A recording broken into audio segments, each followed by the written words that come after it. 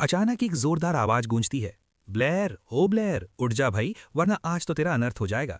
बेचारा ब्लेयर जैसे ही आंख खोलता है, पूरी क्लास उस पर ऐसे हंस रही होती है जैसे कोई फ्री का कॉमेडी शो चल रहा हो।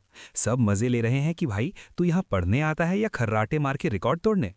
ब्लेयर हक्का बक्का होकर पूछता है, अरे मैं हूं कहाँ, ये सब क्या तमाशा है। तभी कोई उसकी शर्ट की आस्तीन खींचता है। पता चलता है कि ब्रिटनी मैडम फिर से दहाड़ने वाली हैं। ब्लेयर पीछे मुड़कर देखता है तो सामने एक अप्सरा जैसी सुंदर लेकिन गुस्से में लाल पीली खड़ी मैम दिखती हैं। ब्लेयर के तो तोते उड़ जाते हैं। वो मन ही मन सोचता है, वाह, मेरी टीचर तो बड़ी कातिलाना है, लेकिन ये इतने गुस्से में क्यों हैं। लेकिन अगले ही पल मैम ने उसका कान पकड़ के ऐसे मरोड़ा जैसे नींबू निचोड़ रही हों। वो चिल्लाती हैं, सोने के लिए क्या यही जगह मिली थी? बहुत बड़े विद्वान बनते हो। चल अब मैथ्स का सवाल नंबर 15 हल करके दिखा। पूरी क्लास पीछे से मजे ले रही है। बेटा ब्लेयर, ये तेरे बस की बात नहीं है, तू जाकर चादर ओढ़ के सो जा। लेकिन हमारा हीरो, वो तो अलग ही स्वैग में था। उसने माथे पर हाथ ऐसे रखा जैसे न्यूटन का चौथा नियम ढूंढ रहा हो। उसने चुटकी बजाते ही सवाल का ऐसा सही जवाब दिया कि टीचर के होश उड़ गए।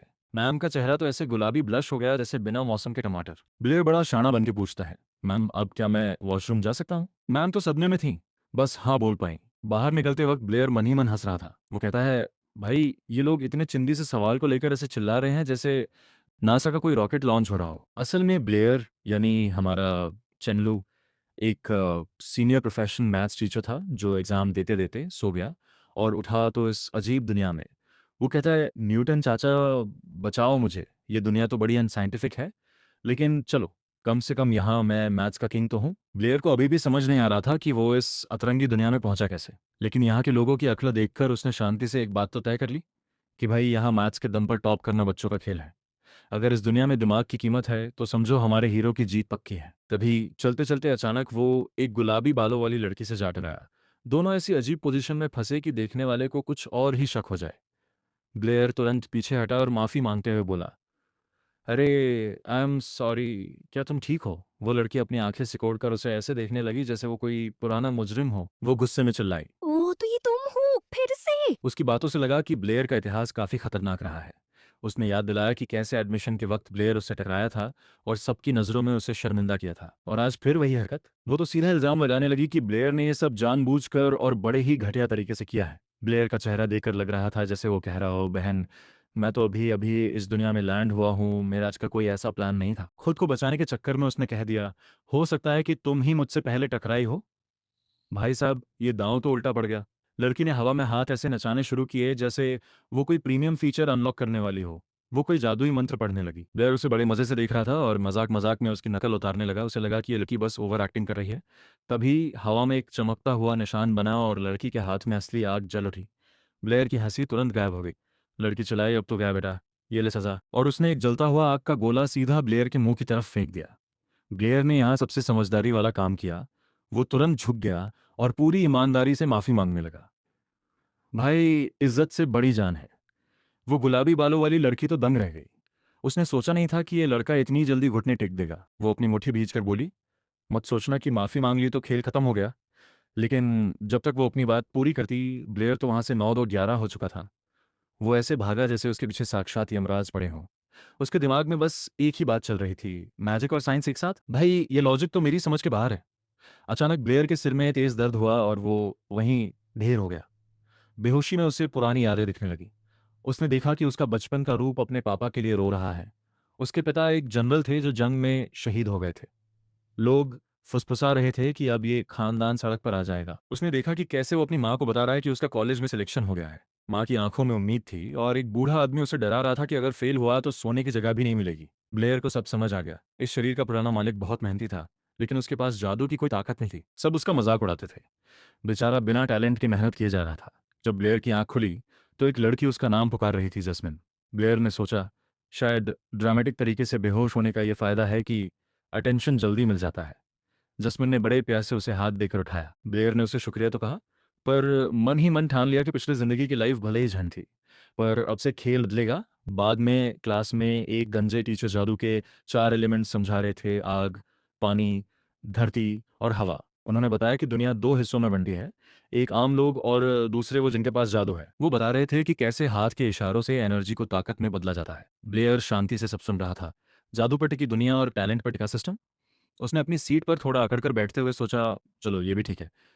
मुझे सिस्टम तोड़ना बहुत अच्छे से आता है। क्लास खत्म होते ही सारे स्टूडेंट्स अपनी आज़ादी का जश्न ऐसे मनाने लगे जैसे अभी अभी किसी जंग के मैदान से जिंदा बचकर निकले हों। कोई बैग बंद कर रहा है तो कोई कुर्सियां घसीट रहा है, शोर का लेवल एकदम आसमान पर। लेकिन हमारा ब्लेयर, वो अपनी सीट पर चुपचाप बैठा था। उसके दिमाग में अभी भी टैलेंट वाली बात घूम रही थी। क्लास से निकलने से पहले उसने अपनी टीचर को आवाज़ दी। टीचर मुड़ी और बड़े प्यार से लेकिन थोड़े तंज के साथ पूछा, हाँ ब्लेयर बेटा, अब क्या चाहिए? ब्लेयर ने बड़े ही शांत तरीके से पूछा, सर, क्या बिना टैलेंट वाला इंसान कभी जादू इस्तेमाल कर सकता है? टीचर ने एक लंबी आ भरी, जैसे उन्होंने इस सवाल का जवाब हजारों बार दिया हो। उन्होंने बड़े ही सभ्य घमंड के साथ याद दिलाया, ब्लेयर, तुमने ये पहले भी पूछा था, बिना टैलेंट के जादू नामुमकिन है। आसपास के बच्चों ने ये सुना और फिर से उसका मजाक उड़ाने लगे। भाई, इस दुनिया में बिना टैलेंट के मेहनत करना लोगों को किसी कॉमेडी शो से कम नहीं लगता। तभी वहां टोबी की एंट्री होती है। ब्लेयर की यादों के हिसाब से टोबी उसका सबसे अच्छा और इकलौता दोस्त है जो बेचारे टोबी के सब्र की दाद देता है। टोबी बड़े गर्व से हंसते हुए आया, मानो अभी अभी शिकारियों को भगा कर आया हो। वो बड़े आराम से बोला, अरे टेंशन क्यों लेता है? अगर ग्रेजुएट नहीं भी हुआ तो क्या हुआ? तू हमेशा मेरे पापा के एस्टेट पर काम कर सकता है। वाह, क्या सांत्वना दी है। टोबी के जाते ही ब्लेयर ने उसे देख किया। तभी उसने देखा कि जस्मिन दूर से उसे ही ताक रही है। जैसे ही ब्लेयर ने पूछा कि कुछ कहना है क्या, वो बेचारी शर्म से लाल हो गई। वो नहीं बोलकर वहां से भाग खड़ी हुई और जाते जाते कह गई कि ब्रिटनी मैम ने उसे ऑफिस में बुलाया है। ब्लेयर उसे जाते हुए देख सोचने लगा कि ये लड़की भी अजीब है, आती है, डेटा कलेक्ट करती है और गायब हो जाती है। अकेले चलते हुए ब्लेयर बड़बड़ा रहा था, क्या किस्मत है यार, मैथ्स का इतना ज्ञान है पर जादू का टैलेंट जीरो। उसने बस अपनी जिद में एक फायरबॉल वाला मंत्र पढ़ने की कोशिश की। जैसा सोचा था कुछ नहीं हुआ। उसका चेहरा उतर गया। लेकिन फिर अचानक कुछ हुआ। एक हल्की सी लाल चमक दिखाई दी। उसकी हथेली में गर्मी महसूस हुई और देखते ही देखते उसके हाथ के चारों तरफ आग का एक गोला घूमने लगा। ब्लेयर तो वहीं जम गया। भाई, ये तो पॉसिबल ही नहीं था। अभी तो मैम ने कहा कि बिना टैलेंट के जादू करना इलीगल है। वो फटी आंखों से उस आग को देख रहा था, फिर धीरे धीरे उससे ऐसे खेलने लगा जैसे कोई नया मोबाइल ऐप मिल गया हो। आखिर हर कोई तो दूसरी दुनिया से नहीं आता ना। शायद ट्रैवलर होने का कुछ एक्स्ट्रा फायदा मिल गया है। फिर उसे याद आया, टीचर ब्रिटनी इंतजार कर रही हैं। सूरज ढलने तक ब्लेयर ने उनके ऑफिस का दरवाजा खटखटाया। वो बड़ी तमीज से अंदर गया और लेट होने के लिए माफी मांगी। उसे अचानक हल्की सी शर्म आने लगी। वजह साफ थी, मैम फिर से अपनी उसी अजीब और ड्रामेटिक पोज में खड़ी थी। ब्लेयर का दिमाग तो 2 सेकंड के लिए काम करना ही बंद कर गया। मैम मुस्कुराई और बोली, मेरे इस यूनिक स्टाइल को माइंड मत करना। उन्होंने उसे बैठने को कहा और फिर धप, कागजों का एक भारी ढेर मेज पर पटक दिया। सैकड़ों कैलकुलेशन। उन्होंने बड़े प्यार से कहा कि ये सब तुम्हारे लिए तैयार किए हैं, आराम से करना। ब्लेयर ने बस एक नज़र डाली और तुरंत एक सवाल का जवाब मुंह जबानी दे दिया। मैम की पलकें झपना बंद हो गईं। उन्होंने हैरानी से पूछा, क्या ये सही है? ब्लेयर ने शांति से पूरा हल बता दिया। मैम की आंखें फटी की फटी रह गई। वो तुरंत चेक करने दौड़ी और भाई, जवाब एकदम टकाटक सही था। मैम ने मान लिया कि इतनी जल्दी तो वो खुद भी सॉल्व नहीं कर पाती। ब्लेयर वहां बैठा सोच रहा था कि ये मामला इतनी जल्दी इतना सीरियस कैसे हो गया। ब्रिटनी मैम धीरे से उसकी तरफ झुकी। उनकी आंखों में अब एक अलग ही चमक थी। उन्होंने बड़े कौतूहल से पूछा, ब्लेयर, क्या तुम मुझे समझा सकते हो कि तुमने इसे सॉल्व कैसे किया? ब्लेयर बेचारा ब्रिटनी मैम की क्यूटनेस के आगे पस्त हो गया। भाई, टीचर इतनी प्यारी बातें करेंगी तो किसी का भी दिमाग भटक सकता है। उसने मन ही मन सोचा, आज मैम कुछ ज्यादा ही बच्चों जैसी हरकतें कर रही हैं। खैर, खुद को संभालते हुए उसने मेज पर धीरे से हाथ रखा और समझाना शुरू किया। उसने कहा कि मैम, आपने इस सवाल को जानबूझकर इतना घुमाया है कि कोई भी गलती कर बैठे, जबकि इसे सीधा सीधा सॉल्व किया जा सकता है। ब्रिटनी मैम अपनी बात पर अड़ गई। नहीं ब्लेयर, इस सवाल को करने का एक ही सही तरीका है। ब्लेयर ने बड़े प्यार से उन्हें टोका और कहा कि नहीं मैम, इसमें बस आपको एक पैटर्न पकड़ना है और आखिर से पहले वाले नंबर्स को तब तक जोड़ना है जब तक वो 80 तक न पहुंच जाए। उसने बोर्ड की तरफ इशारा किया और बड़े कैजुअल अंदाज में पूछा, क्या आप बता सकती हैं कि उन सभी नंबर्स का टोटल कितना होगा? मैम ने किसी छोटे बच्चे की तरह बड़े उत्साह से हाथ उठाया और जवाब दिया। 39। ब्लेयर ने सिर हिलाकर कंफर्म किया और बड़े अदब से कहा, बिल्कुल सही जवाब, अब आप प्लीज बैठ जाइए। उसने आगे समझाना शुरू किया कि जिसे वो एक लंबा और थका देने वाला प्लस का सवाल समझ रही थी, वो असल में एक छोटा सा गुणा यानी मल्टीप्लिकेशन का सवाल था। बस उसका ढांचा समझने की देर थी। ब्रिटनी मैम की तो पलकें झपकना ही बंद हो गईं। उन्होंने हैरानी से पूछा, इतना आसान और असरदार तरीका कैसे हो सकता है? मैम का दिमाग तो जैसे थोड़ी देर के लिए कमरे से बाहर ही चला गया था। ब्लेयर ने उन्हें याद दिलाया कि क्या इस दुनिया में सबको पैटर्न समझने में इतनी ही दिक्कत होती है। मैम ने उसकी बात को अनसुना कर दिया और बस इतना पूछा, क्या वाकई यही सही जवाब है? ब्लेयर मुस्कुराया और बोला, मैम, ये तो बस हिसाब करने का एक आसान तरीका है, इसे तो कोई भी कर सकता है। तभी अचानक मैम ने उसका हाथ पकड़ लिया और जोश में चिल्लाई, ब्लेयर, तुम तो जीनियस हो। अगर तुम ऐसे ही पढ़ते रहे तो तुम्हारा भविष्य चमक जाएगा। वो इतनी खुश थी कि उनके चेहरे से नूर टपक रहा था। ब्लेयर थोड़ा पीछे हट गया। मैम ने अपनी एक्साइटमेंट के लिए माफी मांगी और फिर पूछा, क्या तुम एक महान मैथमेटिशियन बनना चाहते हो? ब्लेयर ने बिना एक सेकंड गंवाए जवाब दिया, नहीं, मुझे तो एक महान जादूगर बनना है। मैम को तो जैसे गहरा सदमा लग गया। वो भावुक होकर बोली, भगवान ने तुम्हें इतना तेज दिमाग दिया है, इसे बेकार मत जाने दो। जहाँ तक मुझे पता है तुम्हारे पास जादू का कोई टैलेंट नहीं है, और मेरे हिसाब से तो दुनिया के हर सवाल का जवाब मैथ्स ही है। ब्लेयर ने धीरे से उनके हाथ हटाए और बड़े शांत भाव से कहा, मैम चाहे जो हो जाए मैं जादूगर ही बनूंगा। उसके मन में चल रहा था कि अगर उसने अपनी पुरानी दुनिया के एडवांस फार्मूले यहाँ इस्तेमाल कर लिए तो वो यहाँ रातों रात लेजेंड बन जाएगा। लेकिन वो उसकी असली कामयाबी नहीं होगी। उसके लिए स्क्वायर रूट और फार्मूलों से कहीं ज्यादा मजेदार तो ये जादू की दुनिया है। मैम ने अपनी आंखें सिकोड़ी और उसे चुनौती देते हुए पूछा, तो क्या तुम मुझसे शर्त लगाने की हिम्मत रखते हो? अगले कुछ दिनों में क्लास में मैजिक टेस्ट होने वाला है, और वही टेस्ट तुम्हारा भविष्य तय करेगा। ब्लेयर को पहले ही अंदाजा था कि ये बातचीत खुद को साबित करो, वरना मैथ के गुलाम जाओ की तरफ मुड़ रही है।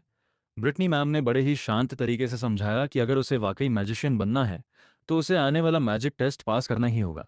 उन्होंने इसे एक गेम का नाम दिया। शर्त यह थी कि अगर वो फेल हुआ तो मैम उसे इसी स्कूल में रोक लेंगी एक मैथमेटिशियन बनाकर, और अगर वो पास हुआ तो वो फिर कभी उसे तंग नहीं करेंगी। मैम के हिसाब से ये इतिहास की सबसे सुरक्षित शर्त थी। भला जिस लड़के के पास जीरो टैलेंट हो वो मैजिक टेस्ट कैसे पास करेगा? ये तो वही बात हो गई कि किसी मछली से अलजेब्रा सॉल्व करने को कह दिया जाए। फिर भी ब्लेयर ने शर्त मान ली। बाहर निकलते हुए उसने सोचा कि उसकी टीचर कुछ ज्यादा ही जिद्दी है। उन्हें पूरा यकीन है कि ब्लेयर जीत ही नहीं सकता। बस इसी बात ने ब्लेयर के अंदर उन्हें गलत साबित करने की आग जला दी। तभी उसने कोना मोड़ा, और लो भाई, वो गुलाबी बालों वाला छोटा बम फिर से सामने आ गया। अब तो ब्लेयर को पक्का यकीन हो गया था कि किस्मत उसके मजे ले रही है। दोनों फिर से टकरा गए।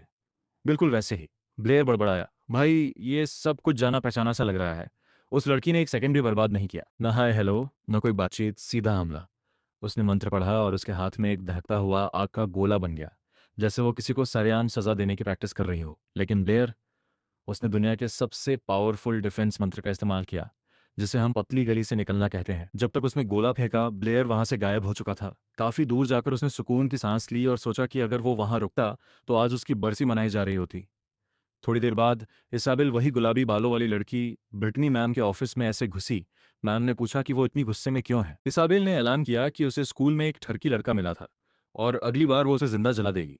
भाई, गुस्सा देखो लड़की का। फिर उसने अपना मैथ का होमवर्क मेज पर पटका और बड़े गर्व से कहा कि उसने इसे सिर्फ आधे घंटे में खत्म कर दिया। ब्रिटनी मैम ने सिर हिलाया और बड़े कैजुअल अंदाज में कहा, अच्छा है, लेकिन ब्लेयर ने इसे सिर्फ 1 मिनट में सॉल्व कर दिया था। सिर्फ 1 मिनट। इसाबेल का दिमाग चकरा गया। उसने पूछा, ये ब्लेयर कौन है? मैम ने बताया कि उसने एक ऐसा तरीका इस्तेमाल किया जो उन्होंने आज तक नहीं देखा था। इसाबेल का गुस्सा अब उत्सुकता में बदल गया। एक नया तरीका, एक स्मार्ट सोच। अब वो ठरकी लड़का उसे एक इंटेलेक्चुअल चैलेंज रखने लगा। उसने जिद पकड़ ली कि उसे उस लड़के से मिलना है। कुछ ही देर बाद उसने क्लास का दरवाज़ा ऐसे लात मार के खोला जैसे पूरी बिल्डिंग उसी के नाम हो। उसने चिल्लाकर पूछा, ब्लेयर कौन है? पूरी क्लास में सन्नाटा छा गया। टोबी को खतरे की खुशबू आ गई। तभी किसी ने डेस्क के नीचे से टोबी को जोर से चूटी काटी। वो और कोई नहीं, ब्लेयर था, जिसने फैसला कर लिया था कि सामने आने से अच्छा डेस्क के नीचे छिपना है। टोबी ने बड़े ही शांत तरीके से झूठ बोला कि ब्लेयर तो जा चुका है। इसाबेल ने शक भरी नजरों से देखा, लेकिन फिर यह कहकर चली गई कि जब वो आए तो उसे बता देना कि मैं उससे बात करना चाहती हूँ। दरवाजा जोर से बंद हुआ। ब्लेयर धीरे धीरे डेस्क के नीचे से ऐसे बाहर निकला जैसे कोई गेम में हारने के बाद फिर से रीस्पॉन हुआ हो। पूरी क्लास उसे ही घूर रही थी। टोबी ने पूछा, भाई तूने ऐसा क्या कर दिया? ब्लेयर को सच में कोई अंदाजा नहीं था। टोबी ने उसे बताया कि इसाबेल के इस अकेडमी में बहुत फॉलोअर्स हैं। अगर उन्हें लगा कि ब्लेयर ने उसे परेशान किया है तो उसकी शामत आ जाएगी। ब्लेयर ने बड़े भोलेपन से कहा कि स्कूल के कुछ नियम होते हैं, कोई भी किसी पर ऐसे ही हमला नहीं कर सकता। टोबी उसे ऐसे देखने लगा जैसे वो किसी और ही दुनिया में हो। उसने पूछा, तुझे पता भी है हम कहाँ हैं? ब्लेयर ने कोई गोल मोल जवाब दिया। टोबी ने बात साफ की, इसाबेल के पिता अपोलो सिटी के लॉर्ड हैं। ओह, वही अपोलो। ब्लेयर ने तुरंत पूछा, क्या अब माफी मांगने का कोई चांस है? तभी पीछे से किसी ने जोर से चिल्लाकर ब्लेयर पर इल्जाम लगाया कि उसने लेडी इसाबेल को हाथ लगाया है। एक गुंडा टाइप लड़का आगे आया और बोला कि उसे कुछ करने की जरूरत ही नहीं है। ब्लेयर वैसे भी मैजिक टेस्ट में फेल होकर स्कूल से बाहर हो जाएगा। तो भी समझ गया कि वो लड़का जानबूझकर लड़ाई शुरू करना चाहता है। उस लड़के ने बताया कि यहाँ टिकने के लिए ग्रेड्स तो चाहिए ही, पर ग्रेजुएशन के बाद सिर्फ मैजिक यूजर्स ही यहाँ रह सकते हैं। सभी सेकेंड ईयर के स्टूडेंट्स को मैजिक टेस्ट पास करना ही पड़ता है। फेल हुए तो सीधा रास्ता बाहर का। बाकी स्टूडेंट्स के लिए सिर्फ एक फॉर्मेलिटी थी, पर ब्लेयर के लिए, उसके पास तो टैलेंट ही नहीं था। ब्लेयर को अब सारी बात समझ आई। अब उसे पता चला कि ब्रिटनी मैम ने यही टेस्ट क्यों चुना था। ये कोई गेम नहीं था, यह उनकी तरफ से एक पक्की जीत की तैयारी थी। उस गुंडे लड़के ने जोर से मेज पर हाथ पटका ताकि सबको याद रहे कि वो अभी भी वहीं खड़ा है। उसने ब्लेयर की तरफ देखकर बड़े ही घटिया अंदाज में उसे अनाथ कह दिया। बस ये सुनते ही टोबी की सिट्टी पिट्टी गुम होने के बजाय वो सीधा खड़ा हो गया। टोबी दिखने में भले ही थोड़ा गोल मटोल हो, लेकिन इस वक्त वो किसी वफादार बॉडीगार्ड की तरह लग रहा था। उसने कड़क आवाज में पूछा, क्यों बे, तुझे लड़ाई करनी है क्या? उस गुंडे ने नाक सिकोड़ते हुए कहा, तुझसे मतलब? तू बीच में क्यों आ रहा है? टोबी ने बड़े शांत लेकिन ठोक बजाकर जवाब दिया, ब्लेयर मेरा दोस्त है, और जो मेरे दोस्त का दुश्मन वो मेरा भी दुश्मन। वो गुंडा छिड़ गया और जाते जाते वही घिसा पिटा फिल्मी डायलॉग मार गया, इसे तो मैं बाद में देख लूंगा। ब्लेयर ये सब देख रहा था और उसने मन ही मन माना कि टोबी भले ही दिखने में थोड़ा ढीला लगे, पर जरूरत पड़ने पर भाई बहुत वफादार है।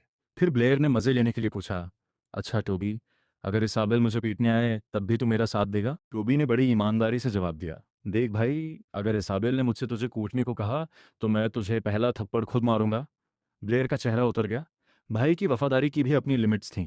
खैर आखिर वो दिन आ ही गया जिसका सबको डर था, मैजिक टेस्ट। टीचर ने समझाया कि सबको बस एक छोटा सा फायरबॉल वाला मंत्र पढ़ना है। बहुत आसान काम था, बस मंत्र पढ़ो और सामने रखे टारगेट पर निशाना लगाओ। सबसे पहले उसी गुंडे लड़के को बुलाया गया। उसने बड़े ड्रामा के साथ मंत्र पढ़ा। उसके हाथ में एक तगड़ा आग का गोला बना और उसने सीधा टारगेट के बीचों बीच मारा। उसे मिले पूरे 8 पॉइंट्स। उसने भीड़ में ब्लेयर की तरफ देखकर इशारा किया, जैसे कह रहा हो, बेटा आज एकेडमी में तेरा आखिरी दिन है। टोबी ने उसे वहीं झाड़ दिया, अबे चुप कर और अपना काम देख। अगला नंबर खुद टोबी का था। टोबी ने भी वही मंत्र पढ़ा जो गुंडे ने पढ़ा था। उसके हाथ में एक छोटा सा आग का गोला बना, मतलब इतना छोटा कि लग रहा था अभी बुझ जाएगा। टोबी उसे ऐसे संभाल रहा था जैसे हाथ में जलता हुआ कपूर रखा हो। उसने पूरी ताकत लगाकर उसे फेंका। वो गोला टारगेट तक पहुंचते पूछते दम तोड़ने ही वाला था कि बस हल्का सा टकरा गया। टीचर ने थोड़ा सोचा और फिर कहा, चलो ये भी चलेगा, पास। टोबी तो ऐसे नाचने लगा जैसे उसने कोई बहुत बड़ा किला फतह कर लिया हो। भाई पास तो पास होता है, चाहे जैसे भी हो। अब बारी आई हमारे हीरो की। टीचर ने ब्लेयर की फाइल देखी और उन्हें पहले से ही पता था कि उसमें क्या लिखा है, नो टैलेंट, कोई प्रतिभा नहीं। उन्होंने एक ठंडी आ भरी और बुदबुदाते हुए कहा, बेचारा ब्लेयर कितना बेवकूफ़ लड़का है। टीचर बस ये ऐलान करने ही वाली थी कि आज सब पास हो गए हैं, तभी उस गुंडे लड़के ने बीच में टोकते हुए शोर मचा दिया। उसने चिल्लाकर सबको याद दिलाया, अभी एक महान हस्ती का टेस्ट तो बाकी है, स्टूडेंट ब्लेयर। पलक झपकते ही पूरी क्लास की नज़रें ब्लेयर पर टिक गईं। ब्लेयर एकदम शांत खड़ा था। टीचर ने बड़े ठंडे स्वर में पूछा, ब्लेयर, क्या तुम टेस्ट देना चाहोगे? जैसे ही उन्होंने ये पूछा, पूरी क्लास में ठहाके गूंजने लगे। स्टूडेंट्स एक दूसरे को देख देख कर मजे लेने लगे कि ये तो नामुमकिन है। कोई कहने लगा कि इसे तो जादू का जब ही नहीं पता, तो कोई उसे मैजिकल इडियट, जादुई गधा कहकर पुकारने लगा। देखते देखते ये नाम पूरी क्लास में फैल गया। ब्लेयर बस चुपचाप खड़ा ये तमाशा देख रहा था। पूरी क्लास ने पहले ही फैसला सुना दिया था कि ये फेल होगा, पर सच तो यह है कि इसी वजह से अब मजा और भी बढ़ने वाला था। टोबी ने ब्लेयर के पास आकर धीरे से फुसफुसाया, भाई साफ दिख रहा है इन सब ने मिलकर ये प्लान बनाया है, तू पीछे हट जा। लेकिन ब्लेयर, उसने बड़े आराम से ऐलान कर दिया कि वो टेस्ट देगा। किसी को समझ नहीं आया कि ये लड़का आखिर चाहता क्या है, पर क्लास वालों को तो बस फ्री का एंटरटेनमेंट चाहिए था, इसलिए सब अपनी पूरी ताकत लगाकर उसका मजाक उड़ाने लगे। ब्रिटनी मैम भी मन ही मन सोच रही थी कि इसे अभी भी समझ नहीं आ रहा कि ये मैजिकल कचरा है। टीचर ने सबको डांटकर चुप कराया और आखिरी बार पूछा, ब्लेयर, क्या तुम टेस्ट के लिए तैयार हो? ब्लेयर ने सीना तान कर कहा, जी मैम, और मैं अभी शुरू कर सकता हूँ। ये सुनकर लोग सोचने लगे कि या तो ये बहुत बहादुर है या फिर इसे अपनी जान प्यारी नहीं है। ब्लेयर टारगेट के सामने जाकर खड़ा हो गया। वो जानता था कि उसे मंत्र पढ़ने की जरूरत नहीं है, पर नाटक तो करना था। उसने बड़े ड्रामेटिक अंदाज में मंत्र पढ़ा और आग की गोले को प्रकट होने का हुक्म दिया। सबको लगा अब धमाका होगा, सबने अपनी आंखें मूंद ली, पर हुआ क्या? कुछ भी नहीं। न कोई चिंगारी, न धुआं, बस सन्नाटा। 2 सेकंड बाद क्लास में हंसी का सैलाब आ गया। लोग उंगलियां उठा उठाकर उसे चिढ़ाने लगे। लेकिन भाई, ये उनकी सबसे बड़ी गलती थी, क्योंकि अब ब्लेयर का गुस्सा जाग चुका था।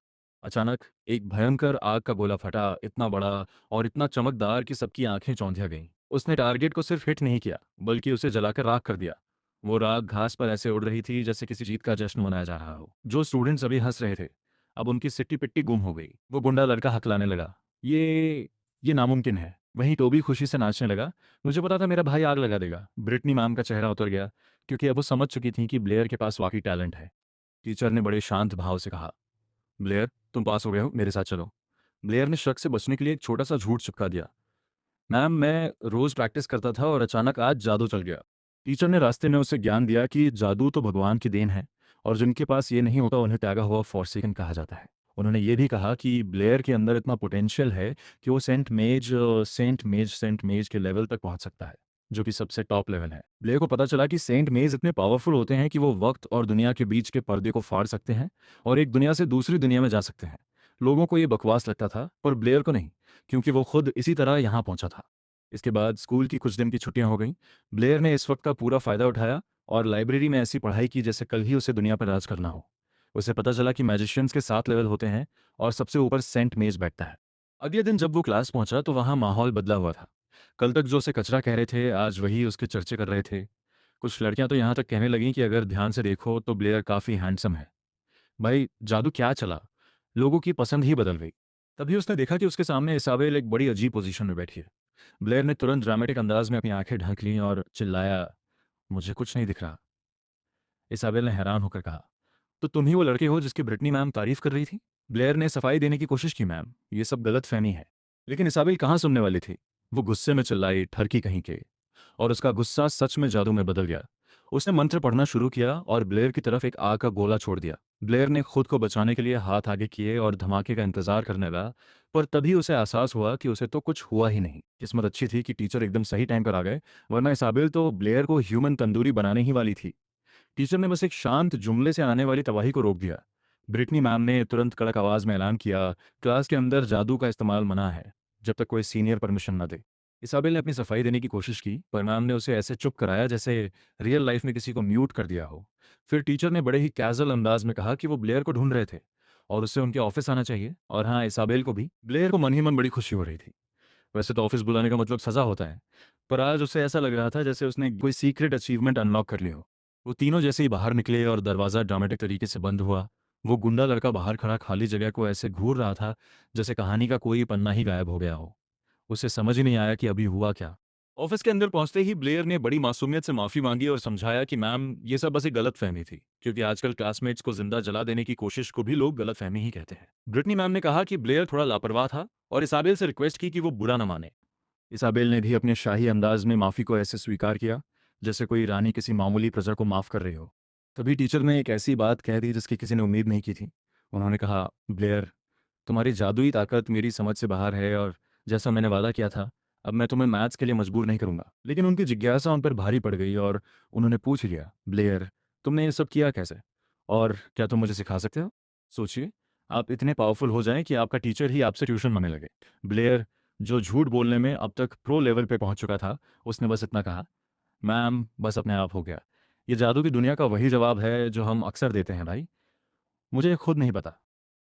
फिर ब्लेयर ने बड़े आराम से एक सवाल दागा, क्या जादू करने के लिए हाथ हिलाना और मंत्र पढ़ना वाकई ज़रूरी है?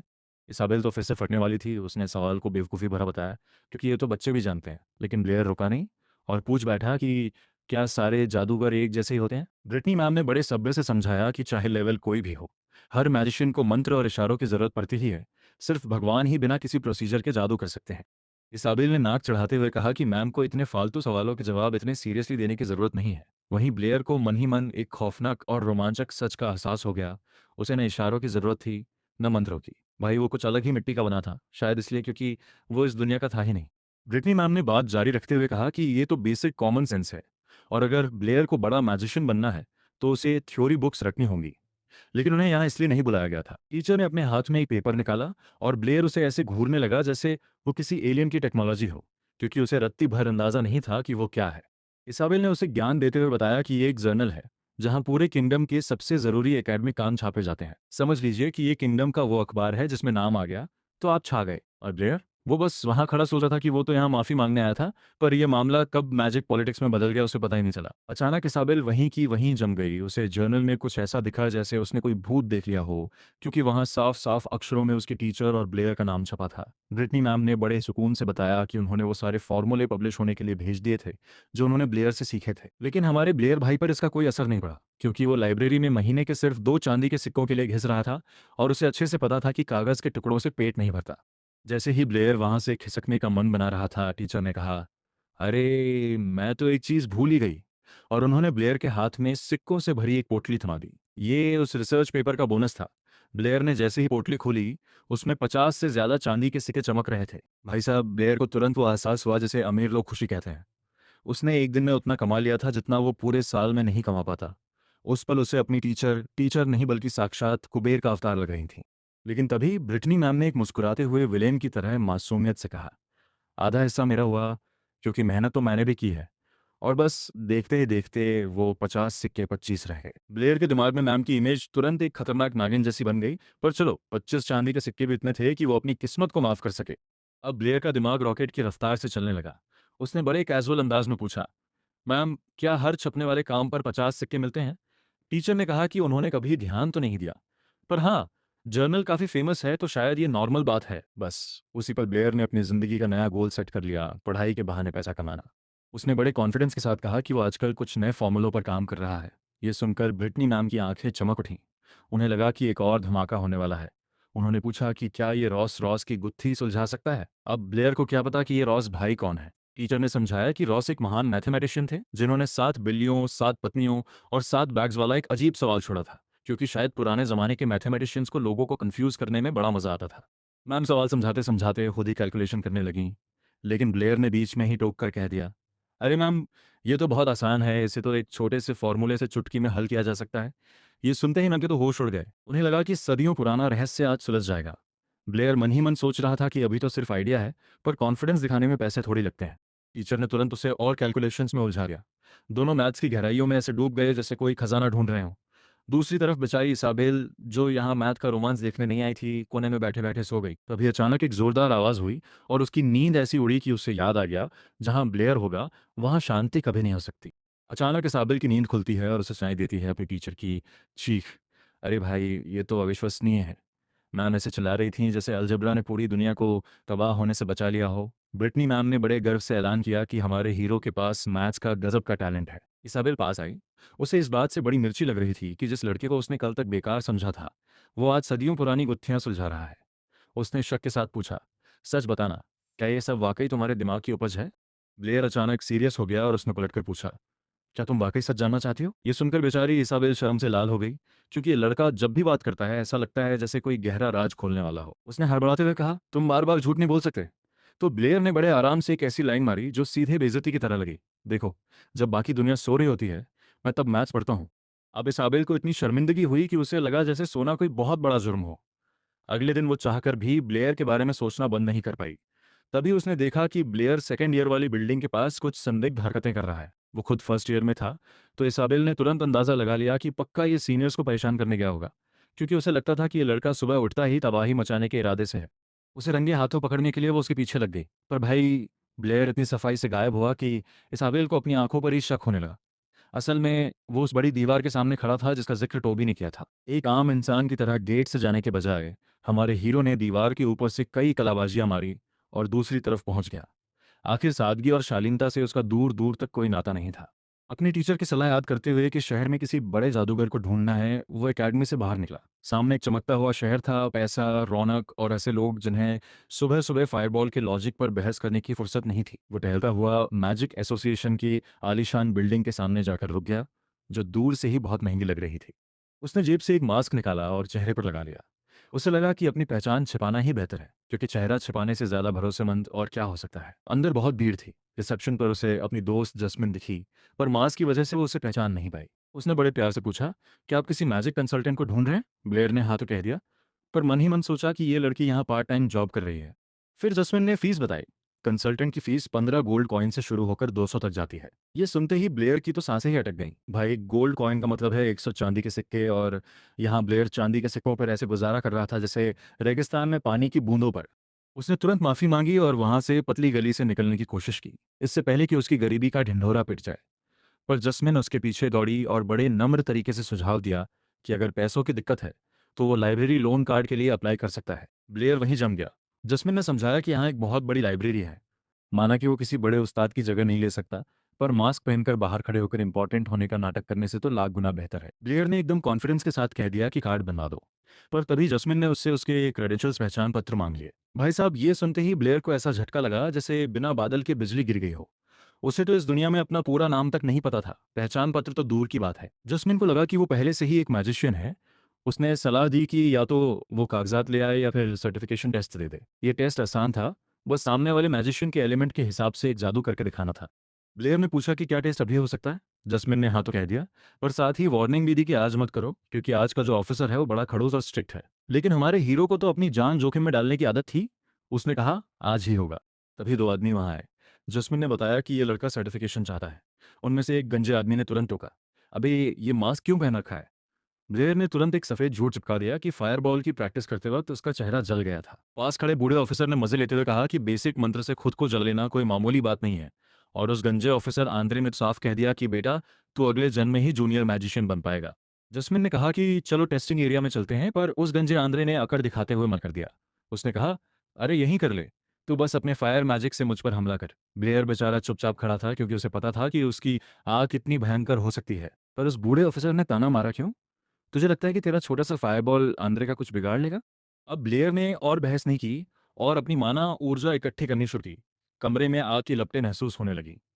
आंद्रे अभी भी बूढ़े ऑफिसर से गप्पे मार रहा था कि इस साल कोई ढंग का लड़का नहीं आया, पर तभी उसे एहसास हुआ कि मंत्र अभी खत्म नहीं हुआ है। ब्लेयर ऊर्जा बढ़ाता गया। कमरे की हवा भारी हो गई। सबको धीरे धीरे समझ आने लगा कि ये कोई डेमो नहीं, बल्कि एक बड़ी तबाही होने वाली है। लेकिन भाई, जब ऑफिसर ने खुद कहा था हमला करने को, तो ब्लेयर ने बात मान ली। उसने एक ऐसा विशाल आग का गोला बनाया जो जादू कम और छोटा सूरज ज्यादा लग रहा था। वो गोला सीधा आंद्रे की तरफ बढ़ा। आंद्रे की तो बोलती बंद हो गई।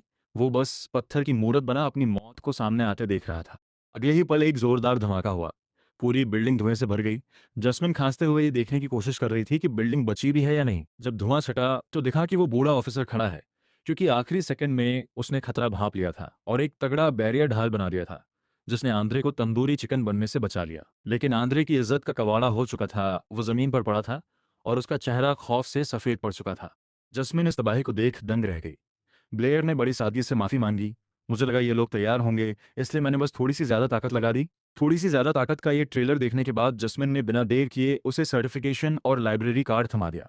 ब्लेयर बड़ा खुश था कि अब वो चैन से पढ़ पाएगा। जस्मिन ने कहा कि उसने आज तक ऐसा कुछ नहीं देखा और उसे यकीन है कि वो एक महान मैजिशियन बनेगा। ब्लेयर ने उससे शुक्रिया कहा। जस्मिन ने कहा कि वो अगली बार उसका इंतजार करेगी। और तभी जस्मिन अचानक ठिठक गई। उसे एक बड़ी अजीब बात याद आई। इस मास्क वाले लड़के को मेरा नाम कैसे पता चला? जस्मिन ने कहा था कि यहाँ की किताबें बहुत ही एडवांस्ड हैं, जिनमें जादुई ताकत, स्पिरिचुअल पावर के गहरे राज लिखे हैं। किताबों में लिखा था कि एक मैजिशियन की असली ताकत उसकी रूहानी शक्ति और एलिमेंट्स तत्वों के साथ उसके जुड़ाव से तय होती है। ऊंचे लेवल के जादूगरों के पास इतनी पावर होती है कि कमजोर उनके सामने टिक भी नहीं सकते। किताबी भाषा में कहें तो जिसकी लाठी उसकी भैंस। फिर उसने चारों एलिमेंट्स की थ्योरी पढ़ी। आग, पानी, हवा और धरती। यहाँ के लोग इसे ही दुनिया की बुनियाद मानते थे। ब्लेयर ने पन्ने पलटते हुए सोचा कि जिस दुनिया का मैथ्स इतना चिंदी है, वहाँ इस थ्योरी को कंप्लीट कहना तो मजाक ही होगा। यहाँ जादू का कोई साइंटिफिक लॉजिक नहीं था। बस जादू है तो है, सबने इसे मान लिया था। पर ब्लेयर ने नहीं। और तभी उसके शातिर दिमाग में एक खतरनाक खुराफात आई। वो अचानक अपनी कुर्सी से एक बड़ी सी मुस्कान के साथ खड़ा हुआ, जिसे आसपास बैठे तीन बेचारे मासूम पढ़ने वाले बुरी तरह डर गए। उसने सोचा, अगर मेरा आइडिया काम कर गया तो मैं नया जादू सीखूंगा नहीं, बल्कि नया जादू बनाऊंगा। उसने अपना लाइब्रेरी कार्ड किसी बेशकीमती खजाने की तरह पकड़ा और वहां से भागते हुए हवा में ऐलान किया, अब एकेडमी जाकर धमाका होगा। दूसरी तरफ वो जस्मिन, बूढ़ा ऑफिसर और वो गंजा आंद्रे ऐसे कॉफी पी रहे थे जैसे दुनिया में सब कुछ ठीक हो। आंद्रे अभी भी ब्लेयर की बुराई कर रहा था, पर उसने ये मान लिया कि उस लड़के का फायरबॉल इमेजरेबल बेहिसाब था। बूढ़े ऑफिसर ने अपनी दाढ़ी सहलाते हुए कहा, कुछ तो अजीब था। उस लड़के के जादू पर मेरा कोई कंट्रोल नहीं चल रहा था। ऐसा लग रहा था जैसे वो इस दुनिया का है ही नहीं। रात हुई। ब्लेयर फिर से एकेडमी की दीवार फांद कर अंदर घुसा, क्योंकि गेट से जाना तो आम बच्चों का काम है। घास पर लैंड होते ही उसने कंफर्म किया कि आसपास कोई नहीं है। प्रायोगिक एक्सपेरिमेंटल तबाही के लिए ये एकदम सही टाइम था। उसने शांति से आंखें बंद की और गहरी सांस ली। उसे माहौल की एनर्जी महसूस होने लगी और फिर उसने इसे कंट्रोल करना शुरू किया। उसने हवा में मौजूद दूसरे सबसे बड़े एलिमेंट को पकड़ा, ऑक्सीजन। उसने उसे अपनी हथेली में समेटा। उसे पक्का नहीं पता था कि ये एकदम शुद्ध है या नहीं, पर यह इतना तो था कि खतरा पैदा कर सके। उसने आग और ऑक्सीजन को मिलाया। एक चिंगारी भड़की, काम बन गया। लेकिन तभी वो बुझ गई। ब्लेयर को हार बर्दाश्त नहीं थी। उसने फिर से कोशिश की। इस बार दोनों एलिमेंट्स को एक साथ कंट्रोल किया। अचानक बिजली और हवा ने रिएक्ट करना शुरू कर दिया। माहौल हिंसक हो गया। ब्लेयर आग और ऑक्सीजन के एक बढ़ते हुए चक्रवात के बीच खड़ा था, बिल्कुल उस आदमी की तरह जिसने गलती तो कर दी है, पर मान नहीं रहा। पूरी एकेडमी कांपने लगी, दीवारें चटकने लगीं और खिड़कियां थरथराने लगीं। उसके टीचर ने खिड़की से बाहर देखा तो उन्हें एक बहुत बड़ा धमाका दिखाई दिया। लगभग पूरा जंगल आग की चपेट में आ गया। अच्छी खबर, ब्लेयर जिंदा था। बुरी खबर, जादू अभी भी उसे घेरे हुए था, जैसे वो राउंड 2 के लिए तैयार हो। शुक्र है कि उसने आखिरी वक्त पर उसे रोक लिया। इलाके में घना कोहरा छा गया और जब वो हटा तो ज़मीन पूरी तरह से चकनाचूर और जली हुई थी। भाई लगता है ऑक्सीजन उम्मीद से ज़्यादा ही प्योर थी। लोग उस तरफ भागने लगे, चिल्ला रहे थे कि ये क्या तबाही मच गई। इधर हमारा प्लेयर जंगल के बीचों बीच दौड़ रहा था, थोड़ा घबराया हुआ पर थोड़ा गर्व में भी। वो मन ही मन बड़बड़ा रहा था, हाँ भाई, धमाका तो बड़ा था, पर इसने कुछ बहुत बड़ा बना दिया है। अगले दिन क्लास में ब्लेयर पढ़ाई कर रहा था, पर असल में वो डेस्क पर मुंह टिकाकर घोड़े बेचकर सो रहा था, क्योंकि भाई रात में पूरी एकेडमी उड़ाते उड़ाते बचना कोई बच्चों का खेल नहीं है, थकान तो होगी ही। तभी एक हाथ धीरे से उसके कंधे पर आता है। टोबी बड़ा सीरियस चेहरा बनाकर खड़ा था, जो अपने आप में ही शक की बात थी। उसने पूछा, अबे ब्लेयर, तुझे पता है कल रात क्या हुआ? ब्लेयर ने बिना पलक झपकाए सफेद झूठ बोल दिया, भाई मैं तो घोड़े बेचकर चैन की नींद सो रहा था। टोबी ने जासूसी अंदाज में समझाना शुरू किया, देख, कल रात एक बहुत भयंकर धमाका हुआ है।